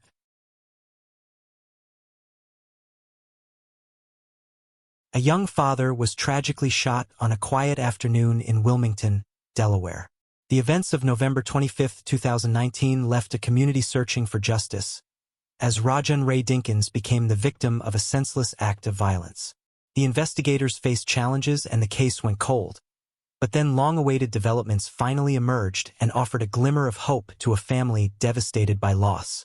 Affectionately known as Ray Ray, was born on June 13, 2000 in Newark, Delaware, to his mother, Tamika Dinkins. From a young age, Rajan displayed an active and curious nature, enjoying activities like running, bike riding, and showing a keen interest in science. He attended Concord High School, where his energy and curiosity were nurtured, helping to shape his vibrant personality and strong sense of community. In 2016, Rajian met Amoni Hall, who would later become the mother of his only son, Aki Dinkins. Their bond grew as they shared the responsibilities of parenthood, and Rajian was a devoted father to Aki. Rajian was involved in his community from an early age. He sang in the Police Athletic League's youth choir and served as a youth counselor at the Kids for Christ summer camp, where his enthusiasm and caring spirit touched the lives of many young people. On November 25, 2019, officers were dispatched to the 2300 block of Washington Street in response to a 911 call. The call had been made shortly before 4 p.m. and upon arriving at the scene, they discovered Rajiv Dinkins and another 20-year-old man suffering from injuries. Both men were quickly transported to a nearby hospital for treatment. Tragically, Rajiv succumbed to his injuries and was pronounced deceased at the hospital, while the 20-year-old, whose identity was not released by authorities, was listed in stable condition. Despite the immediate response from law enforcement, there was little information available at the time regarding the events leading up to the shooting. The absence of key details left investigators struggling to piece together what had happened. As the hours turned into days, the case seemed to grow colder, and without any solid leads or witnesses coming forward, progress was slow. As time passed, the case gradually faded from public attention, joining the unfortunate ranks of cold cases that haunted the community. The investigation remained open, but the trail had gone cold, leaving lingering questions about who was responsible for the tragic loss of Rajan. In 2024, Years after the case had gone cold, the investigation into Rajan's slaying was reassigned to the Wilmington Police Department's Cold Case Unit. With renewed focus and determination, detectives began to re-examine evidence, re-interview witnesses, and follow up on any new leads. Eventually, their efforts paid off when they identified two suspects, 21-year-old Akeem Henry and 19-year-old Ramir Black. On September 23, 2024, a Newcastle County grand jury indicted both men in connection with Rajan's slaying. Were swiftly arrested in the days that followed. Authorities remained tight-lipped about what specific evidence had led them to identify Henry and Black as suspects in the long unsolved case. However, their arrests marked a significant breakthrough, bringing new hope to Rajan's family, who had been waiting for justice for nearly 5 years. Both Henry and Black were charged with multiple serious offenses, including first-degree slaying, first-degree attempted slaying, and 3 counts of possession of a firearm during the commission of a felony.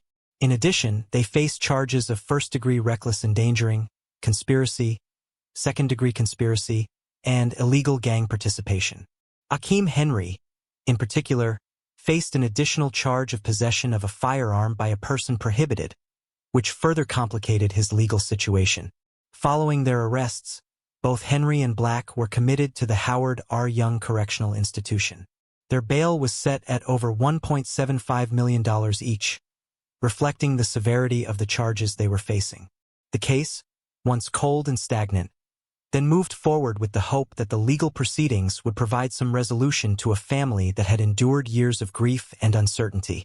This resolution not only addresses a tragic loss, but also emphasizes the critical role of dedicated law enforcement and community support in overcoming the challenges of cold cases and pursuing justice.